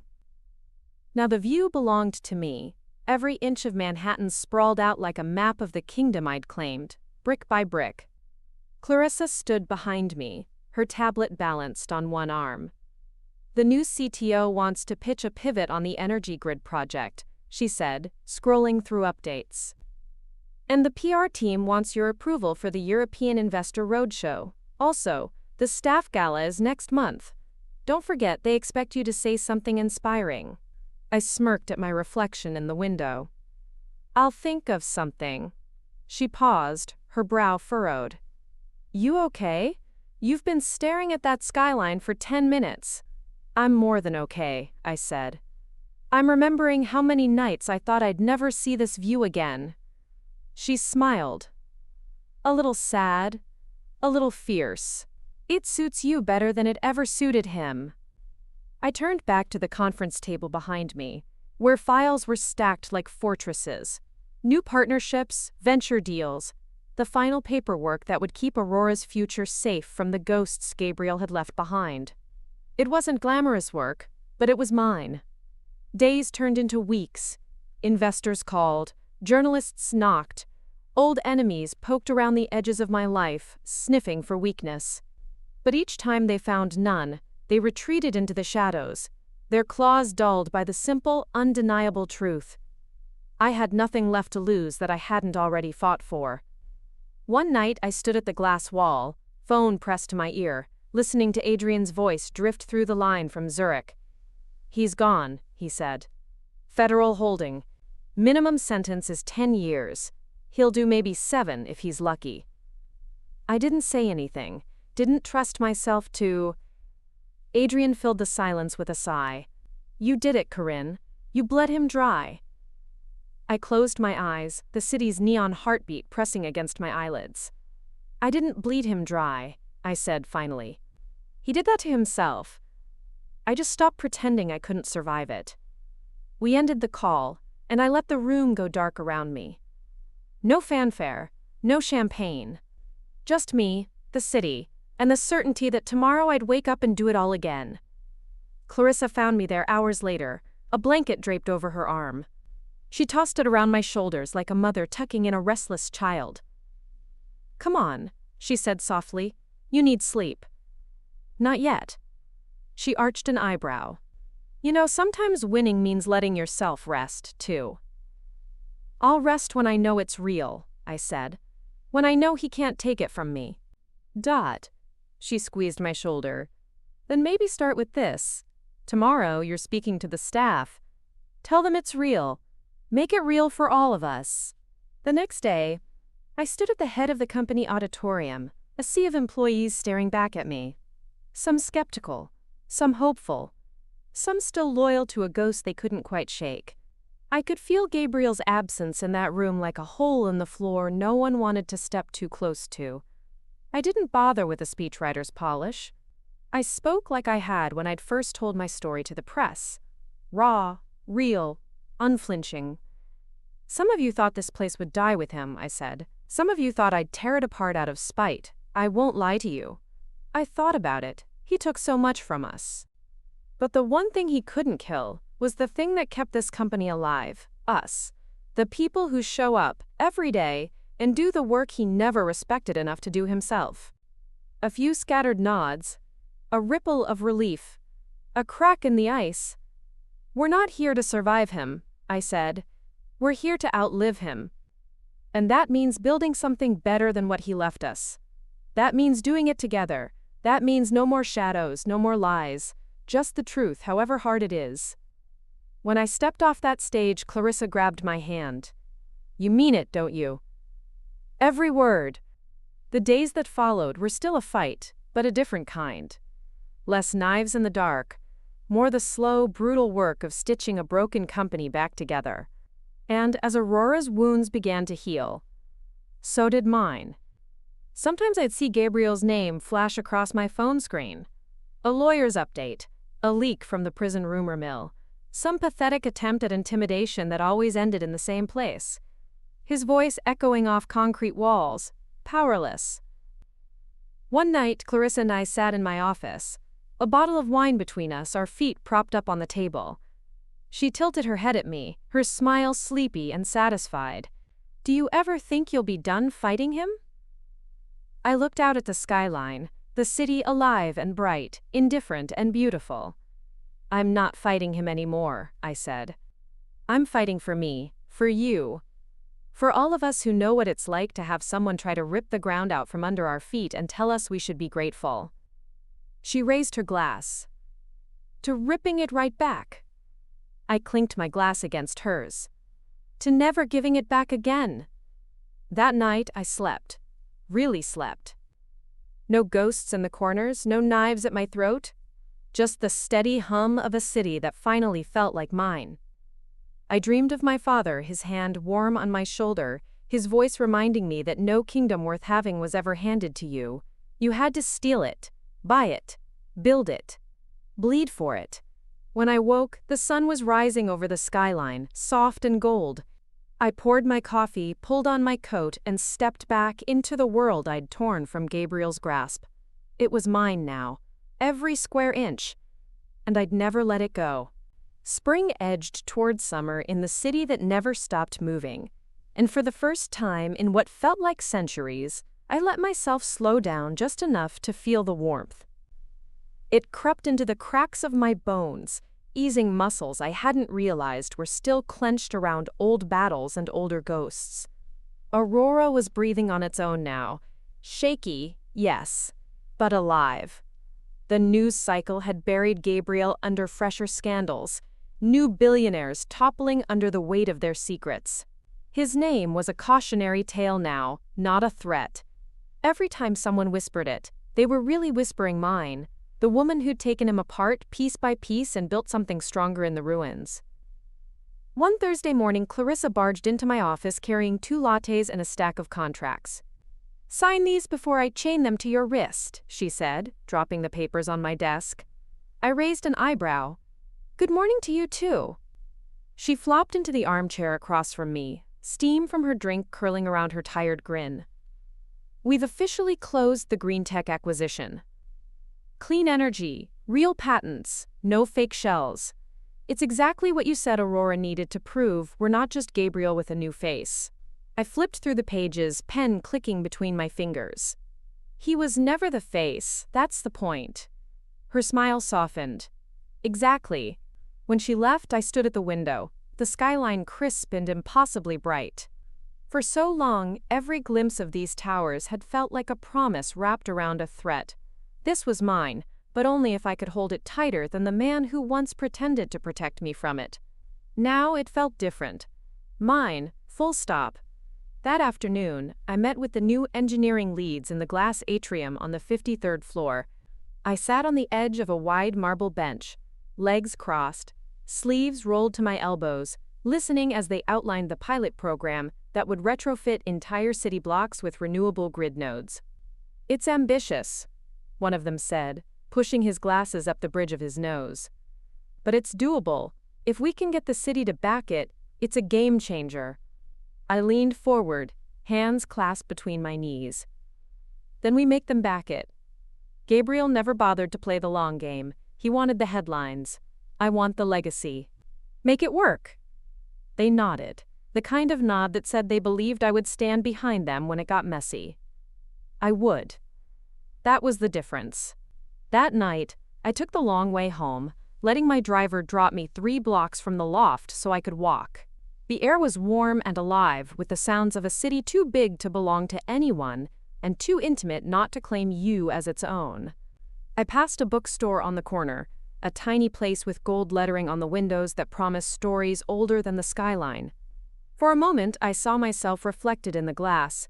The same eyes, the same hair pulled back in a low twist, but someone entirely new beneath the armor.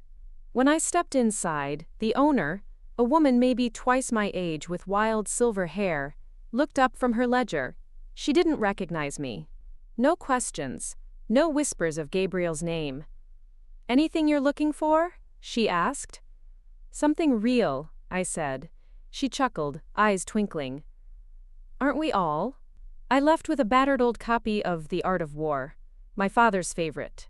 A reminder that winning was never about brute force. It was about knowing when not to swing the blade at all. Back in the loft, Clarissa was waiting with takeout spread across the dining table. Sushi, cheap wine, a stack of printouts we'd been ignoring for weeks. "You're late," she said, mouth full of tuna roll. "I was buying a book." She arched an eyebrow. "Of course you were. Planning your next conquest?" I dropped into the chair across from her, the laugh bubbling up without permission. "Maybe I'm planning my first vacation." She nearly choked. "You? A vacation? Where? And with who?" I shrugged, picking at my rice. "Anywhere I want, and maybe just with myself for once." She lifted her plastic cup of wine. "To Corinne Blackwood, CEO, survivor and solo traveler extraordinaire." I clinked my cup against hers.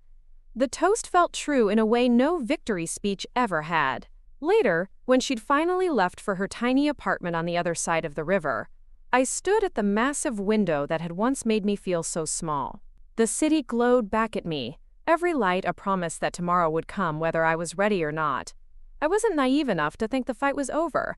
There would always be another Gabriel waiting in the wings, another hand ready to tighten around my throat if I dared to stand too tall. But I'd learned how to stand taller anyway. The buzz of my phone pulled me back to the moment. An email from Adrian, subject line, "Final." Inside, a single line, "Wire complete. Accounts secure. He can't touch you. Not now. Not ever." I exhaled. The tension I hadn't known I was still carrying, slipping off my shoulders like a coat that had grown too heavy to wear. I typed back one word. "Good." I closed my laptop, poured myself a glass of water, picked up The Art of War, and traced my fingers over the frayed cover. I thought of my father's voice, always gentle when it came to me, even when the world called him ruthless. Win by making them believe you're unbreakable, and then be unbreakable when they test you. I wasn't unbreakable, but I was unafraid. Tomorrow, I'd sign the final papers to restructure Aurora's board, cementing my place not just as the woman who bought her husband's company with cash, but as the architect of something that would outlive every headline. Tomorrow, I'd be tested again, and tomorrow, I'd win, because I'd already learned the only lesson that mattered. When they cancel your cards, cut your credit, and tell you you're done, you remind them you were never playing with theirs to begin with. You were playing with your own. The day I signed the final restructuring papers, Manhattan felt like it was breathing in rhythm with me, slow, deliberate, patient. For months, I'd lived like my bones were made of broken glass, every move calculated to keep the shards from tearing me apart from the inside. But today, as I watched my signature dry on the last page, I felt those edges dull, piece by piece. Aurora Innovations belonged to me now, not just legally, not just on paper, but in the way that mattered. Its future was tethered to my spine, my name, my grit. There was no Gabriel-shaped shadow hovering over every deal, every handshake, every hush-hush boardroom chat. If there was a ghost left of him here, it was powerless. Clarissa sat across the table, her hair pulled into a neat twist that did nothing to hide the exhaustion in her eyes. She slid her tablet across the sleek walnut surface. The PR team wants a statement for the anniversary. A year since the takeover. They want something bold. They want to remind the world what you did. I studied my reflection in the window behind her. My hair was longer now, the stress lines at the corners of my eyes deeper. But they didn't bother me. They were mine, like every inch of this company. Draft something, I said, leaning back in my chair. Tell them the truth. We didn't just survive him, we survived ourselves. And we're better for it. She snorted. A bit poetic for shareholders. They'll survive it, I said. They survived me, didn't they? We both laughed. A sound that felt like the exhale I'd been holding for a year. The rest of the day blurred into meetings. The engineering team pitched me a partnership with a European green tech giant. The legal team wanted my signature on yet another round of compliance policies, safeguards to ensure there would never be another Gabriel at Aurora's helm. I signed them all without a second thought. By sunset, the building had emptied out. I lingered in the quiet, the hum of the city below a low drumbeat in my veins. Clarissa reappeared, 2 paper cups of coffee in hand. Your fan club is growing, she said, handing me one. A group of junior analysts is calling you the Velvet Guillotine. They think you're terrifying. I raised an eyebrow. Am I supposed to be insulted? She grinned, tucking her legs beneath her on the couch. I think you love it. I didn't answer. Maybe because it was true. Not the fear. I didn't crave that. But the respect, earned through blood and strategy and sleepless nights, I'd bleed for that all over again if I had to. You ever think about what comes next? Clarissa asked suddenly. Like, after all this, when the fight is over, I let my eyes drift out the window, the city lights sharp against the velvet sky. This is what comes next. I rebuild. I make it impossible for anyone to do what Gabriel did to us. And then, maybe I figure out who I am without the war. She let out a soft laugh. I'd like to see that. Corinne Blackwood on a beach somewhere. No phone, no legal briefs, no takeover bids. I smiled. Small but true. Don't get used to it. I'd be back in 2 days, climbing the walls. We sat there, sipping our coffee, letting the silence grow comfortable for the first time in what felt like lifetimes. When she finally left, pressing a kiss to my cheek on her way out, I stayed in that office long after the last elevator dinged its final note. I pulled the old leather notebook my father had given me out of my desk drawer. The pages were yellowed, the ink smudged in places where my tears had fallen years ago, when I still believed the world would be kind if you were kind to it. I flipped to the first page, a single line scrawled in my father's impatient hand. Leverage is never about what they owe you. It's about what you can make them believe you'll do if they don't pay it. I closed the book. Gabriel had believed I'd bend until I broke. He'd believed I'd stay sweet, quiet, dependent. He'd forgotten I'd been born from a man who taught me that no one would hand me a throne I couldn't build myself. I left the building just after midnight, the air warm enough that I let my coat hang open. A few reporters lingered near the revolving doors, hoping for a quote, a headline. I walked past them without a word. The ride home was a blur of city lights and the low hum of tires on asphalt. The loft felt different when I stepped inside, less like a battleground, more like a fortress. The closets no longer smelled like Gabriel's cologne. The walls no longer echoed with his dismissive laugh. Every room held only my voice now. I poured myself a glass of water and sat at the window, bare feet tucked beneath me. The city spread out below like a promise I'd forced it to keep. My phone buzzed on the table.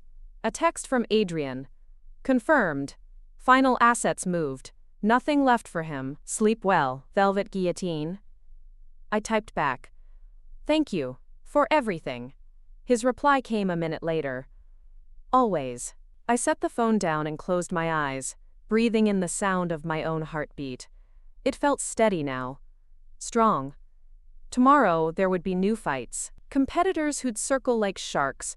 Critics who'd whisper that a woman like me couldn't lead without burning the ground she walked on. Let them talk. I'd learned how to dance on ashes, and if I ever forgot, all I'd have to do was remember how it felt that first morning when I woke up to find my credit cards canceled. My name erased from the life I'd built beside a man who thought he could survive me. I'd bought his company with cash, but I'd rebuilt my life with something far more dangerous. A truth that no one could cancel. And tomorrow I'd spend every dime of it. The next morning, I woke before the sunrise for the first time in months. Not because I had to. No threats waiting in my inbox. No late-night calls from Adrian about offshore wire transfers, or last-minute injunctions to block some hidden piece of Gabriel's rot. This time I woke because I wanted to. Because the city outside my loft window felt like it belonged to me in a way I'd earned. Breath by breath, fight by fight. I stood barefoot in my kitchen, watching the sky shift from black to a watercolor wash of orange and pale pink. A year ago, I'd stood in this same spot, shaking fingers wrapped around a credit card that wouldn't swipe, my whole life unraveling in a single swipe of a bank's denial. Now, my phone buzzed with messages about merger meetings and upcoming audits. Evidence that Aurora was more alive than it had ever been under Gabriel's thumb. Clarissa showed up at 7 on the dot, hair still damp from the shower, a bag of bagels in one hand and a stack of manila folders in the other. "Have you slept?" she asked, eyeing the untouched cup of coffee on my counter. "Some," I lied. "You?" She rolled her eyes, dropping the folders on my dining table.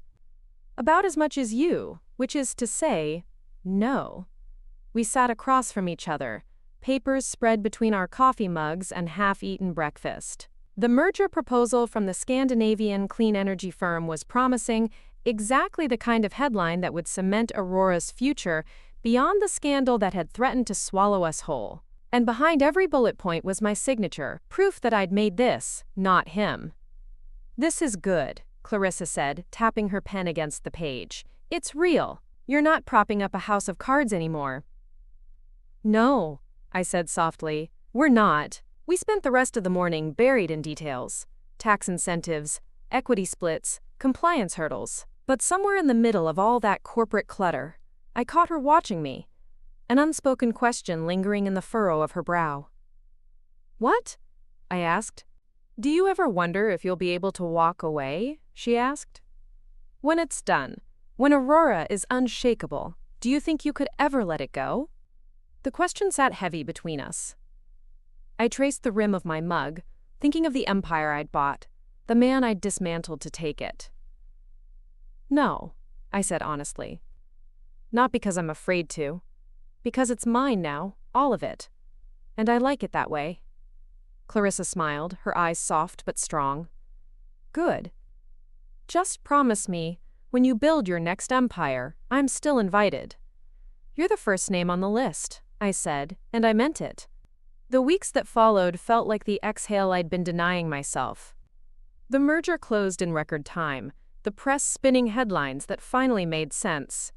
Blackwood's widow turns CEO, the woman who built what he tried to steal.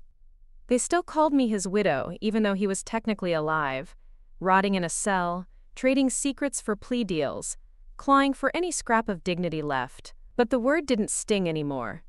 It felt like a reminder. He was history. I was not. One evening, I found myself back at the little bookstore I'd wandered into months before. The silver-haired owner remembered me, nodding silently when I slipped between the crowded shelves. I didn't buy The Art of War this time. I bought a journal, a blank one. No battle plans, no ledgers, no annotations from my father, just empty pages waiting for something that wasn't about survival. Back at the loft, I sat at the kitchen island and cracked it open. The pen hovered over the page, the words stuck somewhere behind my teeth. I thought about what Clarissa had asked me. What would it look like to live without the war? I didn't have the answer yet, but for the first time, I wanted one. In the early hours, I woke to the sound of my phone buzzing. Adrian's number. My stomach tightened before I answered, old reflexes never quite gone. "Corinne," he said, voice calm, almost amused. "He's done. Gabriel just accepted the final plea. He won't see the outside for 15 years minimum. Maybe 20. I closed my eyes, the city's heartbeat pulsing under my skin. Good. He wanted you to know, Adrian added. Said you'd appreciate the gesture. I let out a quiet laugh, small and tired but true. He's wrong. It was never about him at the end. Adrian hummed. I know. Sleep, Corinne. You're safe. I didn't sleep. Not really. But when I lay back down, I felt something shift, like a door closing in a house I no longer had to live in. When dawn came again, Clarissa was already at my door, bagels in hand, grin wide and unstoppable. Tell me it's real, she said, practically bouncing on her toes. It's real, I said. He's gone. She laughed, louder than she had in months, the sound echoing off the loft's exposed beams like a promise. Then what now, Corinne Blackwood? I thought about it. About the blank pages waiting for me. About the city stretching out like a new map I could redraw without Gabriel's fingerprints on the corners. Now, I said, we build. And this time, we do it our way. We ate cold bagels at the table, signing off on the final merger approvals with smudged ink and laughter that didn't feel like it was holding back tears. When the sun hit the windows, the city felt new again. Still brutal, still indifferent, but mine. That afternoon, I stood in the boardroom that had once been Gabriel's domain. The senior team waited, some familiar faces, some new. All of them watching me not with fear, but with expectation. We're going to fail, I told them, and watched their eyes widen. Not all at once, not catastrophically. But if we do this right, we're going to try things so ambitious they scare us. And sometimes, we'll get it wrong. But we'll learn. And that's how we'll outlive every other company that thinks playing safe is the same as playing smart.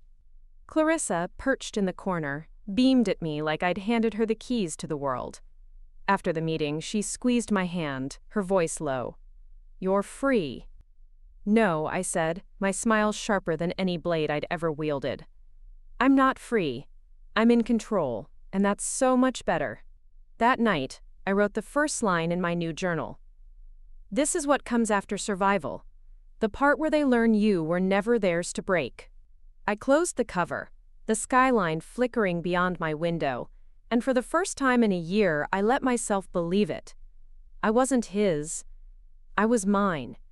And tomorrow, the world would remember exactly what that meant. Summer in Manhattan is unforgiving, but I've learned to love the heat. It feels honest, a reminder that sometimes survival means standing in the sun and letting it burn away what's left of your shadows. Aurora was stable now, profitable even, but stability was never what I wanted. Stability is what people settle for when they're too tired to dream bigger. One sweltering afternoon, I found myself in the same glass conference room, where Gabriel once flaunted his control like a crown. I stood at the head of the long table, sleeves rolled to my elbows, hair pulled into a knot that didn't hide how much older I looked now. I liked it. I'd earned every line, every shadow. They were my ledger, proof I'd survived him, and myself. Clarissa sat at my right, flipping through a thick binder labeled Expansion Strategy. Her voice was crisp, confident. If we move now, we can acquire the Belgian grid company before they go public. Their patents are solid, but their leadership is a mess. It's an opportunity Gabriel would have ignored. She didn't flinch when she said his name now. None of us did. I nodded. And the city contracts? Signed, she said. Your gamble paid off. Renewable nodes across 5 boroughs. In 2 years, the whole grid is ours to maintain. I leaned back in my chair, watching the team around me. Some had been loyal when Gabriel was king. Some had betrayed him before I asked them to. None of them cared about him now. They cared about the company I'd built from the bones of his ruin. We're not building a monument, I told them. We're building a machine that outlives us. Remember that when you're pitching shareholders who think we should play it safe. We're never safe. That's how we win.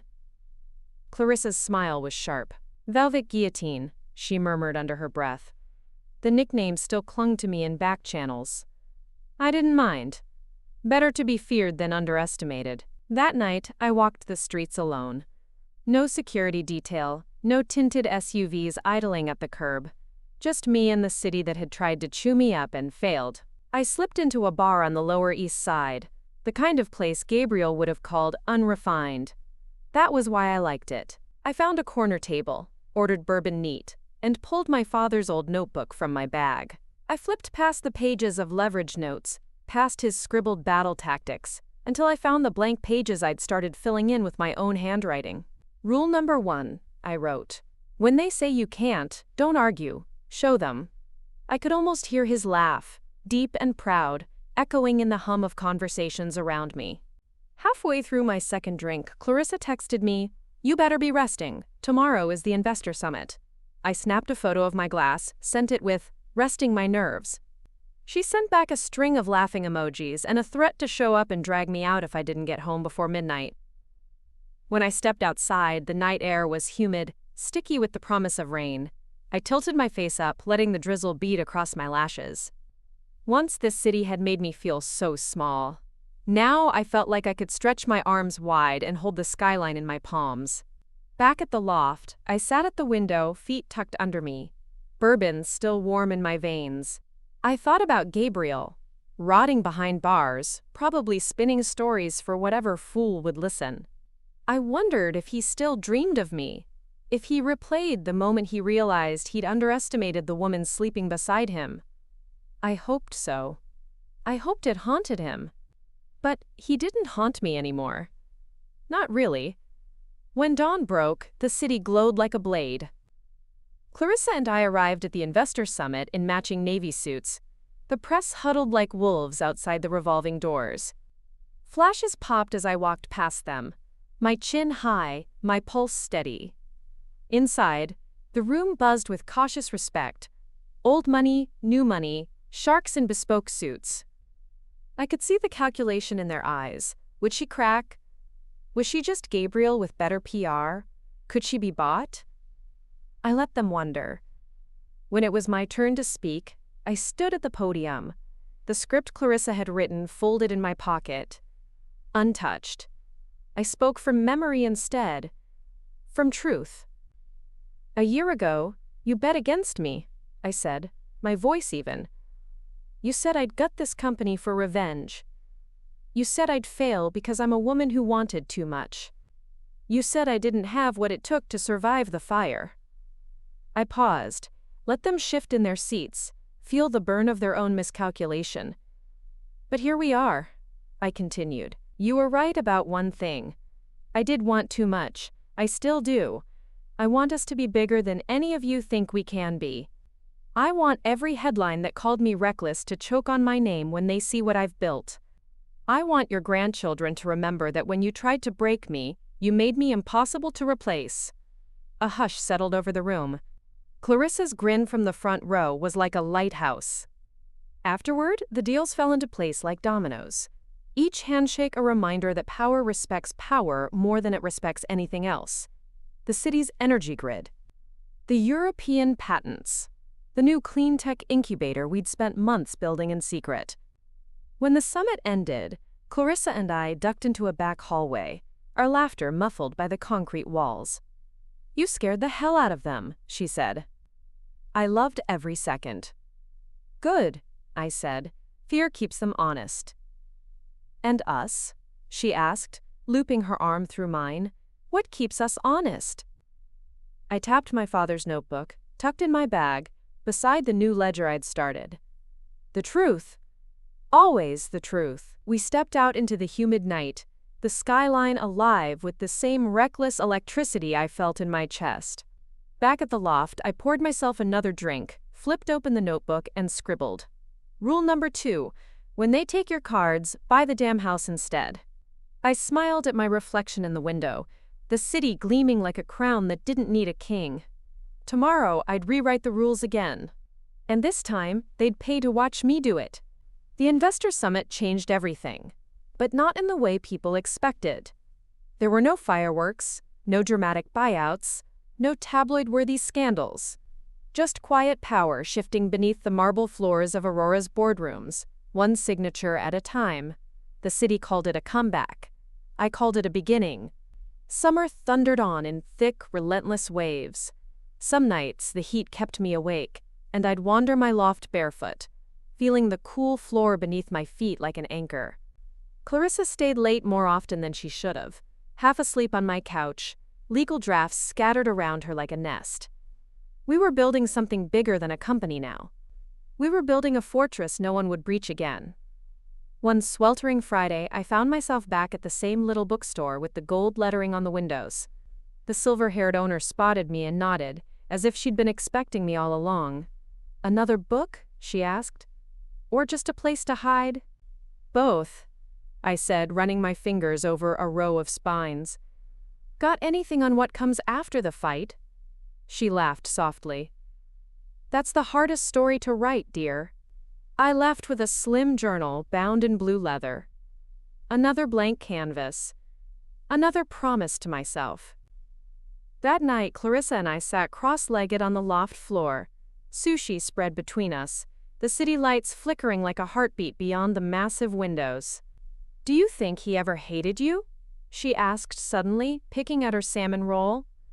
"I mean, really hated you." I thought about it. About Gabriel's eyes the last time I saw him in that upstate house, rage and disbelief warring behind the calm mask he always wore for everyone but me. "No," I said. "He never hated me. He hated that he needed me, that I was the thing he couldn't control." She let out a low whistle. "And now?" I smiled. "Now I don't care what he feels. He doesn't get to live rent-free in my head anymore." The next morning, I found her asleep at the table, face pressed to a stack of files. I draped my old cashmere blanket over her shoulders, the same one that once smelled like him, but now smelled like ink and fresh paper. When I got to the office, I found a single white envelope on my desk. No name, no stamp. Inside, a simple note. "He's trying to talk. Don't let him." I knew who sent it. Adrian's subtle way of reminding me that not every door needed to be opened again. Gabriel was still trying, sending out statements through whatever lawyer he hadn't already betrayed. Little barbs meant to draw blood I no longer had to give him.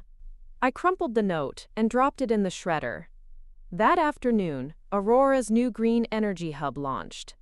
Hundreds of employees crammed into the open atrium, their applause echoing off glass and steel. I stood at the edge of the stage, the same stage Gabriel once used to sell lies about infinite growth and bottomless pockets. I didn't promise infinite anything. I promised something real. "You don't have to worship this place," I told them. "You don't even have to love me. But you do have to remember that we built this from ashes. And every time someone says it can't be done, we'll prove them wrong. Again. And again. And again." Clarissa found me after, her eyes glassy with exhaustion and pride. "I hope you know you scare the hell out of them." "Good," I said, voice low. "It means they'll never underestimate the next woman who stands where I'm standing." Days bled into nights.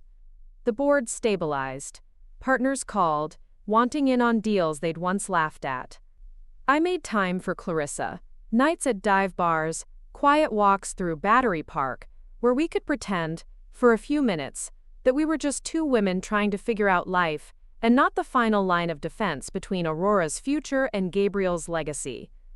One stormy night, we sat on my balcony, legs tucked under us, cheap wine turning our lips pink. "You ever think you'll fall in love again?" Clarissa asked, voice soft as the rain tapping the glass. I thought about it. "Maybe," I said. "But he'd have to love me exactly like this, every sharp edge, every scar. No rescue fantasies." She laughed, warm and bright. "God help him." The next morning, the last loose thread appeared. An old account, hidden deep in the labyrinth Gabriel once used to funnel bribes and hush money.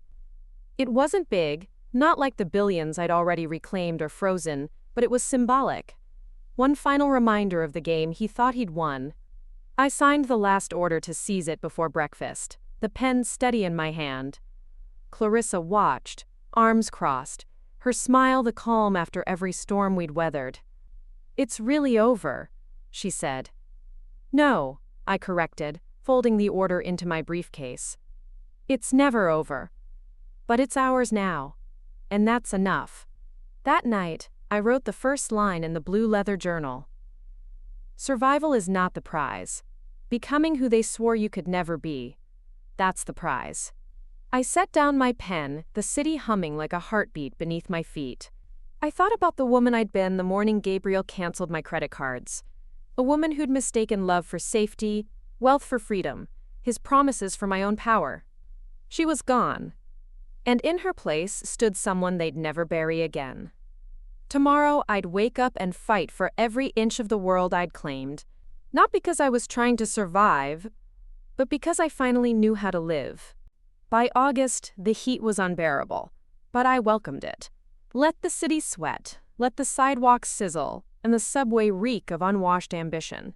Aurora was alive in a way that made every drop of sweat worth it. No longer just Gabriel's old house of cards. Now it was an engine humming with the energy of people who'd finally stopped looking over their shoulders for ghosts. On a muggy Wednesday morning, I stood on the rooftop terrace of Aurora's new Randy hub, a space so bright and glassy it felt like standing inside the future itself. Below, the city's heartbeat thumped in taxis and honking horns, oblivious to the battle we'd fought to stand here. Clarissa leaned against the railing beside me, sunglasses perched on her head, tablet in hand. "They're calling you again," she said, scrolling through a flurry of press requests. "For interviews. Anniversary pieces, profiles. They want the how she did it story." "Tell them I didn't," I said, voice flat but amused. "I'm still doing it." She snorted. "You're insufferable," she hesitated. "But you're right." We watched the team below through the glass walls. Engineers, analysts, a new generation who'd never known the old regime. Some days I envied them. The way they could work without the acid taste of betrayal in the back of their throats. But they were mine now, my proof that this company could outlive every ghost. When the meeting wrapped, I pulled Clarissa aside. "How long have you been sleeping in your office?" Her mouth opened, closed. She dropped her gaze. 2 weeks. Maybe 3. "Go home," I said. "Sleep in your own bed. Take tomorrow off." She crossed her arms. "You're one to talk. When's the last time you weren't here at dawn?" "Do as I say, not as I do," I teased. But her eyes softened when she realized I meant it. She hugged me tight, her voice muffled against my shoulder. "You terrify me sometimes, Corinne Blackwood." "Good," I whispered. "That means we're still winning." When she left, I lingered on the rooftop long after the sunset painted the city in bruised purples and gold. I pulled my phone from my pocket, thumb hovering over a number I hadn't dialed in months. "Adrian." "You awake?" I asked when he answered, voice scratchy with time zones. "For you? Always," he said. "What do you need?" "Nothing," I said. "That's the thing. I don't need anything." He chuckled. "You finally believe that?" "I do," I said, and hung up before the truth could soften into sentiment. Later that night, I sat at the window of my loft, the blue leather journal open across my knees. The city blinked back at me, unapologetic, relentless, alive. I scribbled on a fresh page. "Power isn't money. It isn't even freedom. It's knowing you'll be fine without either." The next morning, a knock on my office door startled me from an endless spreadsheet. Clarissa peeked her head in, hair damp, makeup free, her grin easy in a way it hadn't been in months. I slept, I took a bath, I read a trashy romance novel. "Good," I said. "Now you're ready for war again." She dropped a folder on my desk, her eyes shining. "You're going to want to see this." Inside was the final report on Gabriel's offshore remnants. His last lie. An insurance policy in case I ever slipped. Instead, it would pay off every lingering lawsuit, every loyalty he bought with IOUs I now owned outright. It felt surgical, this slow dissection of everything he'd built to keep me shackled to his shadow. "You know what this means, right?" Clarissa asked. "Yes," I said. "It means we're done with him. Forever." She cocked her head. "And you? Are you done with him?" I closed the folder, my smile slow, honest. I was done the second he thought he could break me. The summer bled into fall, and the city changed its skin again. Heat giving way to crisp mornings, and the smell of possibility baked into the sidewalks. Aurora's new community grid launched in Queens. Our European venture hit profitability 2 years ahead of projections. Headlines used my name without his now. It made people nervous. Power always does when a woman holds it steady. One night, after the last board meeting of the quarter, Clarissa and I slipped out to a tiny jazz bar in the West Village. No cameras. No watchful board members. Just us and the low hum of a trumpet slicing through the darkness. "Do you ever wish you could forget?" she asked, swirling the ice in her drink. "No," I said. "If I forgot, I'd forget what it cost to stand here." She laughed softly, eyes glinting under the bar's flickering lights. "You never stop, do you? Would you want me to?" I asked. She raised her glass, clinking it against mine. "God, no." Back at the loft, I added one more line to my journal before slipping into bed, the city's pulse beating steady outside my window. There is no finish line. Only the proof that you could have lost everything and didn't. Tomorrow, there'd be new headlines, new enemies, new mountains to scale. But I'd wake up ready, pen in hand, rewriting every rule they ever used to keep women like me quiet. They canceled my cards. I bought their kingdom instead, and I'd never let them forget it. October came in with a bite in the air, the kind that rattled old window panes and made the city smell like change. I liked it. The cold reminded me that I'd survived worse than a winter draft. Much worse. Aurora's new HQ sparkled against the skyline. Steel and glass, all sharp edges and promises of the future. No trace of Gabriel's fingerprints anywhere. We'd gutted every inch, rebuilt every system, replaced every old crony who thought loyalty meant covering up betrayal. Now the walls hummed with real work, not whispered conspiracies. Clarissa stood by my office window, a mug of green tea balanced on her clipboard. "There's talk of giving you an award," she said, eyebrows raised. "Something about women in business who turn scandal into strategy. You know, all the buzzwords." I snorted. "They want me in a room full of CEOs who think my best trick was surviving a man?" "Pretty much," she smiled. "So you're gonna turn it down, right?"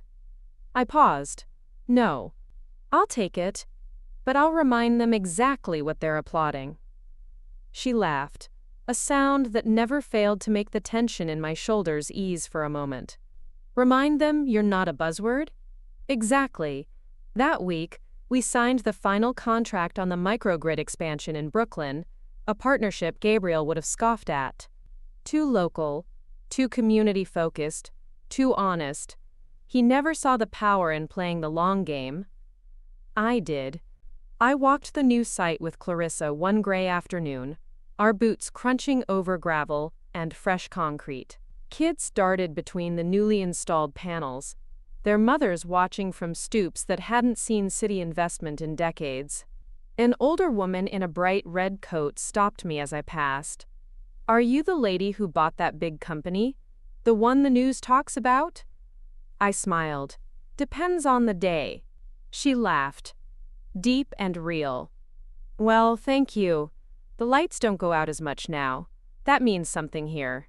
It did, more than any profit margin ever could. That night, I sat in my loft, pen hovering over the blue leather journal. I wrote, "Legacy isn't built on what you take. It's what you give back that survives you." I closed the book when my phone buzzed.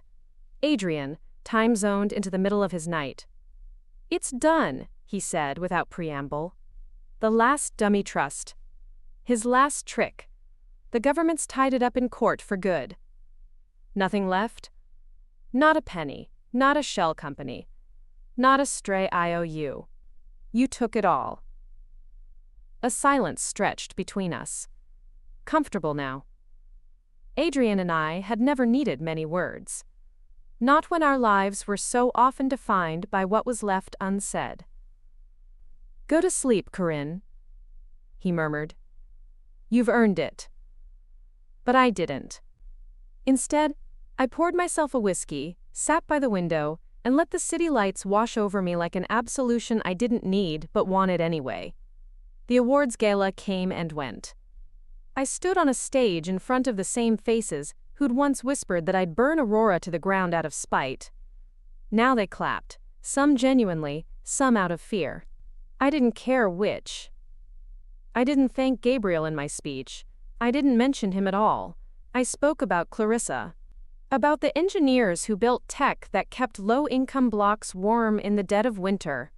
About the interns who stayed up all night coding when a city contract threatened to fall through. The real spine of the company. The real reason I was still standing. Afterward, Clarissa cornered me at the bar, heels dangling from her fingers. "You didn't mention him once." "Why would I?" I said, sipping my drink. "He didn't build this. He tried to bury it." She clinked her glass against mine.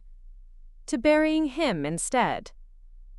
A few weeks later, Clarissa took her first real vacation in years.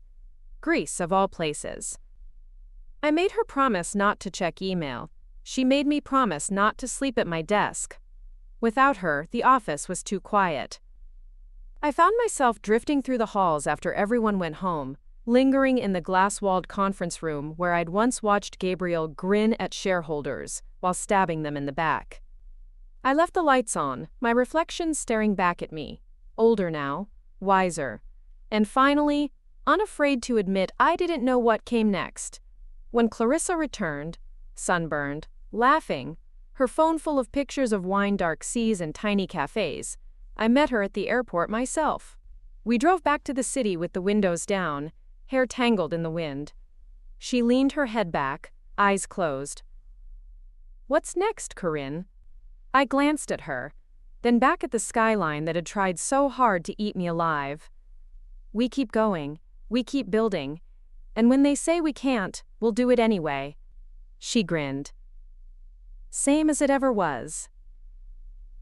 That night, I sat on the floor of my loft, the journal open in my lap. I wrote, "One day, someone will ask how you did it. The answer is simple. You survived the part they thought would destroy you, and you didn't give them the pleasure of watching you break. Tomorrow, there'd be new investors, new headlines, new battles to wage. But tonight, I let myself believe it. The war was over. The fight was mine to choose now. And I'd choose it every damn time. I was Corinne Blackwood, and my life was never for sale again." November arrived with a whisper of frost and the first hints of the city's endless holiday chaos. It made Manhattan feel softer, like the whole place had exhaled after a year of holding its breath. I moved through those streets with a calm I'd never had before, each step a reminder that every inch of this concrete jungle owed me nothing. And yet here I was, thriving inside it. Aurora was a machine now, but not the cold, brutal kind Gabriel had tried to build. It hummed with life, with people who didn't flinch when they heard my name. They'd stopped calling me his widow. They'd stopped asking when I'd step aside. I had become the answer to my own question. What happens when you refuse to disappear? Clarissa's heels echoed beside me as we strode through the new Brooklyn operations hub. The building was old, a repurposed textile factory with brick walls that still smelled like history and reinvention. "You know," she said, brushing her hair back from her face, "every time we open one of these, I expect to find his ghost in the walls somewhere." "Ghosts don't live in places like this," I said, fingers trailing over a rusted steel beam. "They live in people who don't know how to let go." She bumped my shoulder with hers. "That's your way of saying you're not one of them, huh?" "Not anymore." I smiled at her. "Are you?" "God, no. I plan on living forever, just to piss off every man who ever told me I couldn't." We spent the afternoon in strategy meetings. Community partnerships, small business microloans, new tech trials for local grids. Ideas Gabriel would have dismissed as distractions. But for us, they were the future. Later that night, I sat cross-legged in my office, the lights off, the city painting shadows across the glass walls. Clarissa dozed on my couch, her coat draped over her shoulders like a blanket. I opened my father's notebook, worn edges, pages soft from years of secrets. Next to it sat my new journal, pages half filled with my rules for the woman I'd become. Rule number 4. A crown is worthless if you're too afraid to wear it. In the quiet, I thought about the last piece of Gabriel's story. His sentencing was scheduled for the next week. 15 years minimum, maybe 20 if the judge felt merciless. He'd tried to drag me back into the spectacle with him. Statements, counterstatements, threats wrapped in legal jargon. I hadn't answered once. When the day came, I didn't go to the courthouse. I didn't need to see him in cuffs again. Clarissa called me from the steps afterward, her voice breathless with something like relief. "It's done," she said. "He looked for you, you know. He kept glancing around like you'd show up to forgive him or curse him or something." "And I didn't," I said, staring at the view from my office. "That's what hurts him the most." She laughed, soft and sharp all at once. "Want to know what hurts him even more? I brought bagels back for you." We spent that night at the Loft, bagels and cheap champagne. Our celebration both quiet and defiant. I watched Clarissa fall asleep, curled in the corner of my sectional, crumbs on her lap, the city's lights flickering behind her. I couldn't remember the last time I'd felt so unburdened. A week later, Aurora's Winter Gala arrived, an event Gabriel had once used as his annual coronation. Now, it was mine. I stood at the top of the grand staircase in a black gown that made me feel untouchable. Below, the company's best and brightest mingled, laughter and possibility swirling in the marble foyer. Adrian caught my eye from the bar, lifting his glass in a silent toast. He looked older, too. The years had taken their price from all of us, but his nod told me everything. "You did it. You survived." Clarissa slipped up beside me, her dress a dark green that turned her into something fierce and regal. "Want to know what I see when I look at them?" she murmured. "What?" "I see people who'd follow you into the dark and back again, and they don't even realize how dangerous that makes you." I laughed, low and warm. "Good. Maybe now they'll think twice before trying to take what's mine." When the last guests drifted out into the frosty night, Clarissa and I sat barefoot on the marble steps, shoes abandoned somewhere in the ballroom. "You ever think you'd make it here?" she asked. "No," I said honestly. "I thought I'd survive him. I didn't know I'd survive myself, too." She bumped her shoulder into mine. "Don't look now, but you're about to have to figure out what you want." "I already know," I said, voice quiet but certain. "I want all of it, every piece." She grinned, eyes crinkling. "Damn right you do." Later, back at the Loft, I poured myself a whiskey and stood at the window, the city spread below me like a kingdom I'd bled for. I cracked open my journal, pen poised over a blank page. Rule number 5. They can't cancel what you own outright. I closed the book, my reflection staring back at me, older, scarred, and stronger for it. Tomorrow there'd be new risks. New vultures who'd circle, hoping to pick the bones of everything I'd built. But they'd find no weakness here. I'd learned to hold my power like a blade. And I'd never sheath it again. December settled over Manhattan like a silk scarf, hiding its sharp edges under holiday lights and the hush of first snow. From the windows of my loft, the city glittered like a promise I no longer needed anyone else to keep for me. I kept my own promises now. Aurora's year-end report sat stacked on my coffee table, bound in leather and stamped with a logo that no longer felt like Gabriel's ghost breathing down my neck. It was mine now. Every digit, every deal, every line item that once hid his betrayals now glowed with the clear light of profit earned honestly. Clarissa sprawled across my couch, wearing one of my old sweatshirts, hair damp from the snow we'd stomped off our boots. "Do you realize," she said, picking at the corner of a takeout box, "that you haven't mentioned him in 3 months?" "Who?" I asked, deadpan. She barked out a laugh, the sound echoing off the windows. "Good. Let him rot." We clinked our glasses, mine whiskey, hers ginger ale, and for the first time since that long-ago morning with the frozen credit cards, we didn't toast to survival, we toasted to the future. The next day, I walked the floor of Aurora's new downtown community office. No marble floors, no gold leaf or imported glass. Just concrete, an old brick, and big windows that looked out on streets that had once ignored us. I paused at a desk where a young woman tapped away at code with a sticker on her laptop that read, "Built, not bought." "Where'd you get that?" I asked. She glanced up, wide-eyed, realizing who I was. "One of the interns made them. Kind of a joke about you." I arched an eyebrow. "A joke?" She flushed. "Well, it's just, you didn't just buy this place, you built it back up, twice." I smiled. "Keep that sticker. Hold everyone to it." She nodded, cheeks pink. "Yes, ma'am." Outside, the wind bit at my cheeks as I pulled my coat tighter. My phone buzzed with a text from Adrian. "He's transferring prisons. Remote. Secure. You'll never hear his name again." I didn't reply. I didn't need to. Silence was the sharpest blade I'd ever learned to wield. That night, Clarissa and I sat in the glow of the Christmas tree she'd insisted on dragging into my loft. Pine needles littered the floor, and the smell was sharp enough to remind me of childhood, of simpler battles I'd long since outgrown. "What are you going to do next year?" she asked, voice muffled against the couch cushion. "Build," I said. "Break things that don't work. Remind every man who thinks I got lucky that luck had nothing to do with it." She grinned. "And me?" "Run it with me," I said. "All of it, or leave. Start your own empire. I'll fund it." She threw a pillow at me, but her eyes shone. "You'd miss me too much." "Probably," I said, "but I'd be proud to miss you." On Christmas morning, I stood at the window, the city muted under a blanket of snow.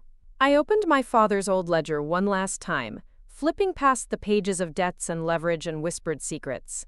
I tucked a photo inside it, me and Clarissa at the Brooklyn Hub opening, hard hats askew, laughing so hard my eyes were closed. Then I closed it for good. Some books didn't need sequels.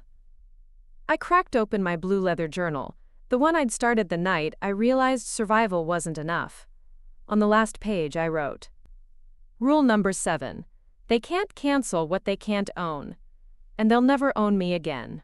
When the new year came, I stood at the window, champagne flute in hand, Clarissa beside me, her head on my shoulder. The city roared below. Fireworks, horns, the sound of millions of people starting over. But I wasn't starting over, I was starting forward. I bought his company with cash. I built my own life with fire. And now, there was no limit to what I'd claim next. 2 more great stories are next. Don't miss them. Subscribe and turn on notifications.